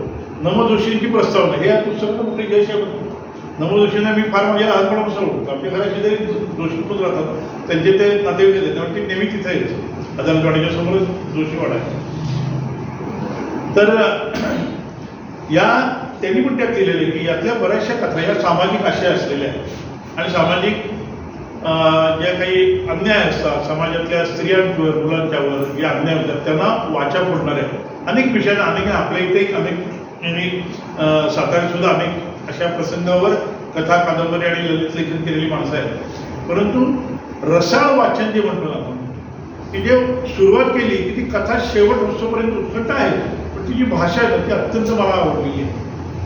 या कथासंग्रहाला तर माझ्या शुभेच्छा आहेत, परंतु कल्पना मॅडमना सुद्धा मी अभिनंदन करतो आणि शुभेच्छा देतो.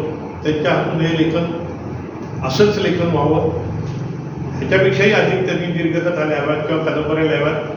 कन्याशाळेमध्ये त्या होत्या, कन्याशाळेत होत्या तर त्याच्या पाठीशीच आपण आत्ता आहोत कन्याशाळेच्या. त्यामुळे ती देखील त्यांची जी शिदोरी आहे शाळेमध्ये जे त्यांना मिळालेली शिदोरी आहे तर त्याची देखील त्या वापर करतील इथनं पुढं अशी मी सदिच्छा व्यक्त करतो. चिटणीसांच्याबद्दल बोलायचं तर ते सारखं आम्हाला म्हणतात की तुम्ही पुण्याला चला. अगदी बरोबर, पुण्याची माणसं ते या प्रसंगाने इथं आणतायत, हे काही कमी आहे.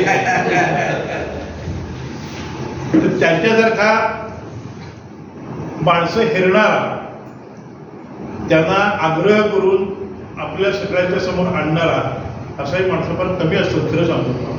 आणि जेवढं गाव मोठं होतं तशी माणसं छोटी होतात. पण सातारसारख्या ठिकाणी पुण्याचा अनुभव असून सातारकरांना ते पुण्यालाही नेतात आणि पुणेकरांनाही सातारला आणतात आणि त्यांचं मार्गदर्शन आपल्याला असं मिळतं, खरोखर आपण बघतो. दुसरी गोष्ट म्हणजे विनोद कुलकर्णी आहेत, त्यांच्या एकूणच त्यांचं जे वावर आहे आणि त्यांची जी नजर आहे, त्यांची जी दृष्टेपणा आहे त्याला खरोखर तोडतो. म्हणजे काय कारण मीमांसा वगैरे ही चर्चेची वेळ नाही, परंतु मी तुम्हाला सांगतो की 99व्या साहित्य संमेलनातला त्यांनी इतक्या उंचीवर घेऊन ठेवलेलं आहे की 100व्या साहित्य संमेलन 100 तेवढ्या उंचीवर जाईल याची मला खात्री नाही. इतकी सुंदर, कारण सर्वांग सुंदर सर्वसमावेशक असं ते संमेलन होतं. कुठल्याही संमेलन नाही झालं अशा जुन्या लेखकांना साहित्यिकांना, पूर्वीच्या संमेलनाध्यक्षांना आणि सातारा जिल्ह्यातल्या ज्येष्ठ लोकांना या प्रकारच्या बोलून हुडकून त्यांचे सत्कार केले गेले, हे असं कुठेही झालेलं नाही. पुन्हा एकदा मी आजच्या कार्यक्रमात मला ही बोलायची संधी मिळाली, धन्यवाद मानतो. फक्त मला थोडीशी एक्सक्यूज आहे की मला जायचं, कारण घरात उद्यापासून मी हिमालयात ट्रेकला चाललोय, उद्या सकाळी मी चाललोय. तर तिथे घरात सगळी माणसं काही शुभेच्छा द्यायला म्हणा किंवा आणि त्याला आलेली आहेत, मला लगेच तेवढं मोकळं. धन्यवाद. कथातून मानवी मनाचं विश्लेषण कसं असतं हे त्यांना भुरळ पाडलेले या कथासंग्रहामुळे. मला वाटतं तेही आता मनुष्य अरण्य किंवा कासवांचं बेटसारखं एखादं माणसांचं बेट किंवा असं काहीतरी लिहू शकतील असं मला वाटतंय. यानंतर मी पाचारण करते या विषयावर बोलण्यासाठी विनोद कुलकर्णी यांना. मला वाटते माननीय विनोदजी कुलकर्णी यांची ओळख करून द्यायलाच हवी आहे का, कारण साहित्य संमेलनापासून सर्व सातारकरांच्या तोंडात एकच नाव आहे की ते म्हणजे विनोद कुलकर्णी. पण मला वाटते पुण्यातले आहेत आलेल्या, त्यांना थोडक्यात ओळख करून देते मी त्यांची. तर गुजराती क्रेडिट कोऑपरेटिव्ह सोसायटी त्याचे ते संस्थापक आहेत. त्याच्यानंतर सगळ्यात मुख्य मुद्दा म्हणजे मराठी भाषेला अभिजात दर्जा मिळावा म्हणून पंतप्रधान मोदींना 1 लाख पत्रांचा त्यांनी पाठपुरावा केला होता. त्यासाठी दिल्लीला जाऊन धरणं धरलेलं होतं. हे त्यांचं एक मोठं सगळ्यात काम आहे.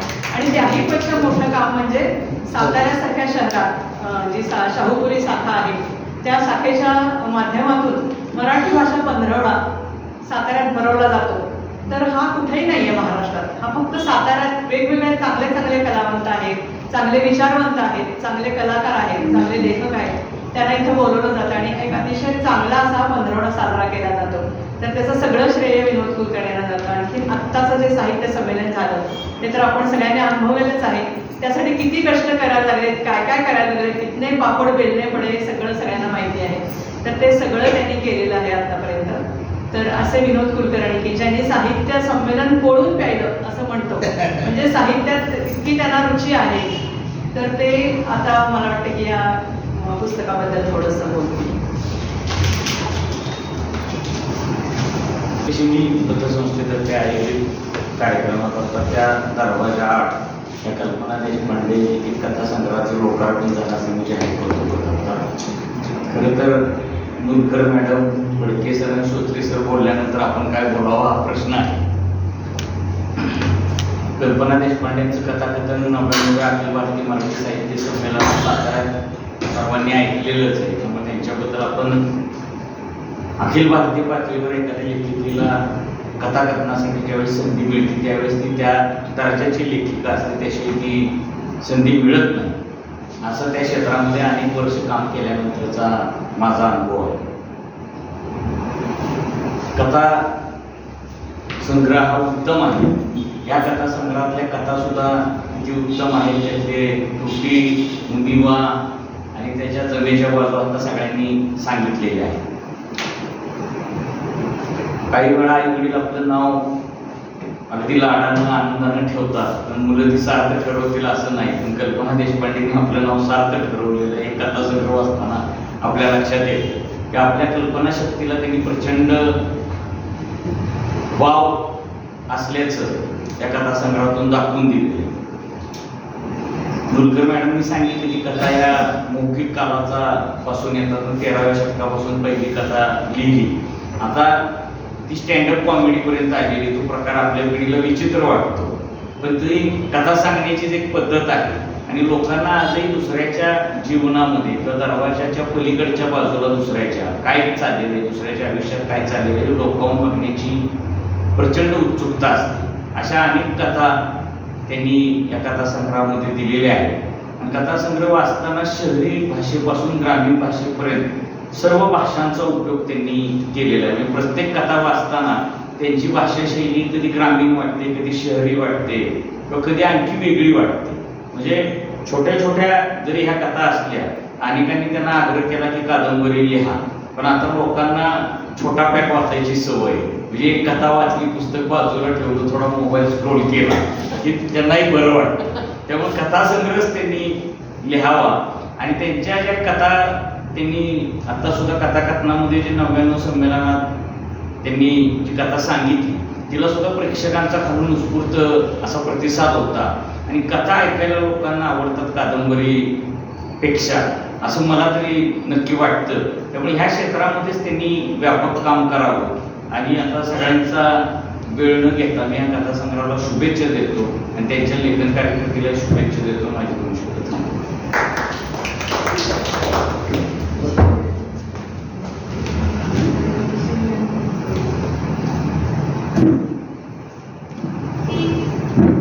धन्यवाद विनोदजी. आपल्या ह्या सगळ्या कार्यक्रमाच्या सगळ्या ओघात काही सत्कार राहिलेले आहेत, तर ते पण 2 मिनिटात करून घेऊया. सुरुवातीला सीमंतिनी दुलकर यांचा सत्कार.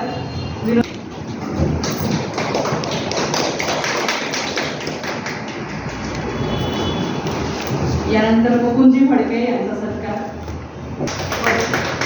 संपादकांचा सत्कार लेखिकेच्या हस्ते.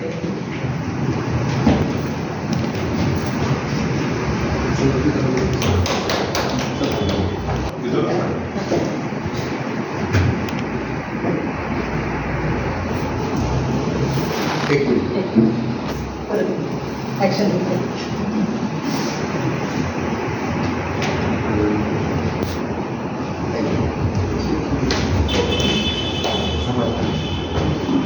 अजून 2 सत्कार या ठिकाणी राहिलेले आहेत. एक म्हणजे तिघांनी अतिशय छान सूत्रसंचालन केलेलं आहे आणि त्याचं जे साहित्यिक दृष्टिकोन आहे तो आपल्या सगळ्यांच्या लक्षात आलेला असेल.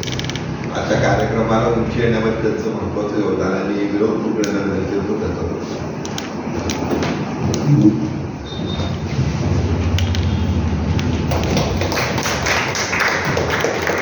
त्याचबरोबर दिलीप चलेगावकर,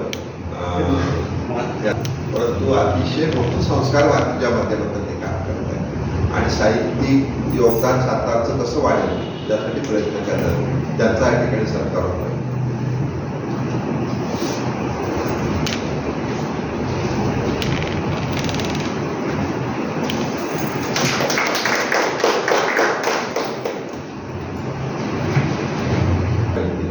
त्यांनी येऊन पुण्याहून स्पेशल या कार्यक्रमासाठी आलेले होते. तर आपल्याला हा कार्यक्रम सगळ्यांना यूट्यूबवर काय उपलब्ध आहे त्याचा सत्कार लेखिकेने करावा असेल.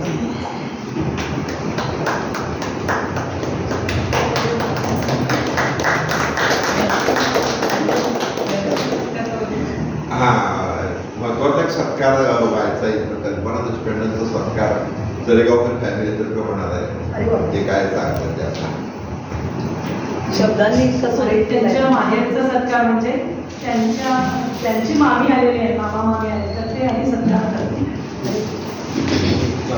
माहेरी कार्यक्रम झालेल्याचा असा फायदा असतो. मित्र होय तुम्ही पण आहे मॅडम. घरचा आहे.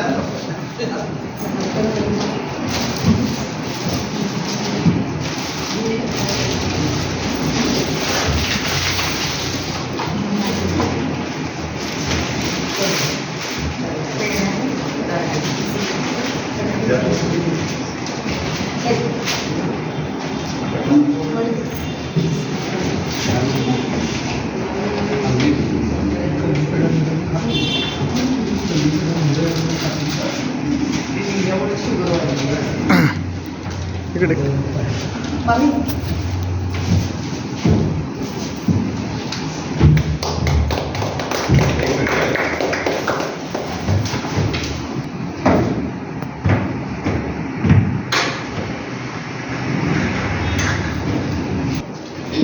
सगळ्यांनी पेढे घ्यायचे बरं का. माझं निवेदन सुद्धा गोड म्हणून घेतलं सगळ्यांनी आणि चिटणीसांनी कौतुक केलं घरचंच असल्यामुळे, तर त्याबद्दल सगळ्यांचे आभार. आणखी शेवटचा आभाराचं गोड काम त्यांचे लेखिकेचे बंधू श्री दिलीप चरेगावकर करतील.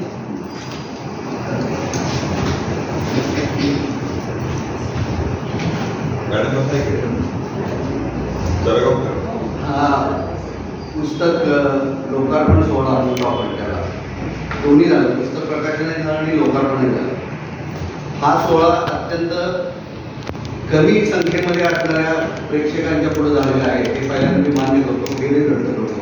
परंतु जे या ठिकाणी जे प्रेक्षक आहेत ते दर्दी प्रेक्षक आहेत, मराठी भाषेविषयी आस्था असणारे ते मंडळी आहेत. त्यामुळे तुमचं सगळ्यांचं खरं टाळ्यांच्या गरजेचं स्वागत करतो. कल्पनाच्या पुस्तकाचं लोकार्पण आणि प्रकाशन हे पुण्यामध्ये झालं. त्यावेळेला तिथे मोठे साहित्यिक होते आणि त्यांनी तिथेही चर्चासत्र झालं. पण कल्पना तुला मान्य करावं लागेल, साताऱ्यामध्ये ज्या ठिकाणी आपण आता बसलो तिथं जी चर्चा झाली पुस्तकावरती, पॉईंट टू पॉईंट जर त्याचा विचार केला तर पुण्याच्या तुलनेत आम्ही कितीतरी पुढं आहोत. लक्षात घ्या. आमच्या इथं श्रीश्रावनी जी मंडळी दिग्गज मंडळी साहित्यातली बोलवली, त्या मंडळींनी पुस्तकाचं नुसतं कौतुकच केलं नाही तर त्या पुस्तकाच्या मध्ये असणाऱ्या काही गुणधर्म त्यांच्या दृष्टीकोनातून त्यांना ज्या जाणवल्या त्या त्यांनी तर बेधडकपणे सांगितल्या. त्यामुळे पुढच्या लेखनाला त्याचा तुला निश्चित उपयोग होईल. विनोद कुलकर्णींसारखं व्यक्तिमत्व बघा, मला तिथं योगायोग असं वाटतो की शिरीष चित्तीस 66व्या साहित्य संमेलनाचे शिल्पकार आणि विनोद कुलकर्णी 99व्या साहित्य संमेलनाचे शिल्पकार, आज दोन दिग्गज व्यक्ती या ठिकाणी उपस्थित आहेत आणि त्यांच्या हस्ते आज इथं कार्यक्रम होतो. यापेक्षा दुग्धसर करावे कशा होतो. शिरीष, मला दुसरा एक आणखी तुम्हाला इथं मुद्दामून मला आठवण करून द्यायची आहे की माझ्या आईच्या पुस्तकाच्या कित्येक प्रकाशनाला तुम्ही होतात आणि आज माझ्या बहिणीच्याही पुस्तकाच्या प्रकाशनाला तुम्ही आहात. यासारखा मोठा योग माझ्या आयुष्यामध्ये दुसरा कुठलाही नाही. त्यामुळे मी स्वतःला भाग्यवान समजतो. आज शिल्पा शेट्टी या ठिकाणी उपस्थित आहेत, कल्पनाच्या काही मैत्री या ठिकाणी उपस्थित आहेत, आमच्या कुलकर्णी मॅडम या ठिकाणी उपस्थित आहेत, ही सगळी कारंजकर मॅडम या ठिकाणी उपस्थित आहे की ज्यांनी संपूर्ण साहित्य संमेलनामध्ये कवितांचं विश्लेषण करून योग्य त्या कवयित्रींना किंवा कवींना या ठिकाणी बोललं. अशा व्यक्ती इथे उभ्या आहेत. त्यामुळे क्रीम पब्लिक ज्याला आपण म्हणतो ना, ते क्रीम पब्लिक या ठिकाणी उपस्थित आहे. आणि हा सगळा कार्यक्रम होत असताना पुण्यामध्ये जे तुम्हाला जमलं नाही ते इथं जमतं. इथं युट्यूबवर तुमचं सगळं आता इथं शूटिंग झालेलं आहे. हे तुम्हाला पुढच्या आयुष्यामध्ये त्याचा उपयोग तुम्हाला खूप होणार आहे. मुकुंदराव खूप छान बोलतात, तुमची खासियतच आहे, तुम्ही प्रोफेसर आहे तुम्हाला आणि त्यात संपादक आणि साहित्याबद्दल विशेष रुची आणि ती हिंदीमधली आहे, सगळ्या भाषामधली आहे, इंग्लिशमधली आहे. तुमचा माझा तर स्पेह हा खूप जवळचा आहे. फार सुंदर तुम्ही विश्लेषण केलं. धीमान देवेंद्रकर मॅडम त्यांच्याबद्दल खरोखरच म्हणजे त्यांचं कामच साहित्यामधलं एवढं मोठं आहे. रानवाटामध्ये फिरत साहित्याशी त्यांचं असणारी काय जवळीक आहे ना, ती खरंच कौतुकास्पद आहे. त्यांनी सुद्धा खूप छान गोष्टी आपल्याला इथं सांगितलेल्या आहेत. डॉक्टर संदीप श्रोत्री त्यांचं सुद्धा लिखाण खूप आहे आणि ही मंडळी जी आहेत तर मनापासून होती, खूप त्यांनी अभ्यास केला. शिरीषराव, तुम्ही कार्यक्रमाची सुरुवातच इतकी छान केली की संपूर्ण चरेगावकर घराण्याबद्दल आपलं असणारं प्रेम माझ्या आईवडिलांची या ठिकाणी मुद्दामून मला खूप बरं वाटलं की त्यांची आठवण झाली. काही लोक विसरतात. आपल्याला जो काही जन्म आपला झालेला आहे त्या जन्माच्या अनुषंगानं काय आपल्याला गुण येतात, काही गुण येतात आणि ते तुम्ही या ठिकाणी दाखवून दिलं. मला तुमचं कौतुक करावं असं वाटतं. माझ्या वडिलांवर सुद्धा आपण लिहिणार आहात असं तुम्ही मला बोलून दाखवलेलं आहे. जे काही सगळं सहकार्य करायचं मी निश्चित करीन. आज या कार्यक्रमाच्या निमित्तानं विनोद कुलकर्णी सर या ठिकाणी उपस्थित राहिले, मुलकर मॅडम उपस्थित राहिल्या, फडके सर या ठिकाणी उपस्थित राहिले, डॉक्टर संदीप चौधरी या ठिकाणी उपस्थित राहिले, साहित्यातली काम करणारी दिग्गज मंडळी या ठिकाणी उपस्थित आहेत आणि विशेष म्हणजे विनायक भोसले सर आणि दीपक सर आणि शिरीष चिटणीस.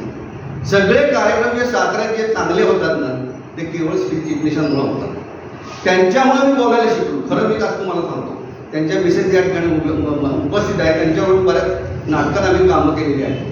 पण शब्दोत्सव साहित्य संमेलन, अभिजात साहित्य संमेलन आणि साहित्य संमेलन या सगळ्या ठिकाणी तुम्ही मला त्या प्रत्येक वेळेला बोलायची संधी दिली. त्यामुळे मी काय जे काय आहे ते मी मिळवू शकलो ते मी कधी विसरणार नाही.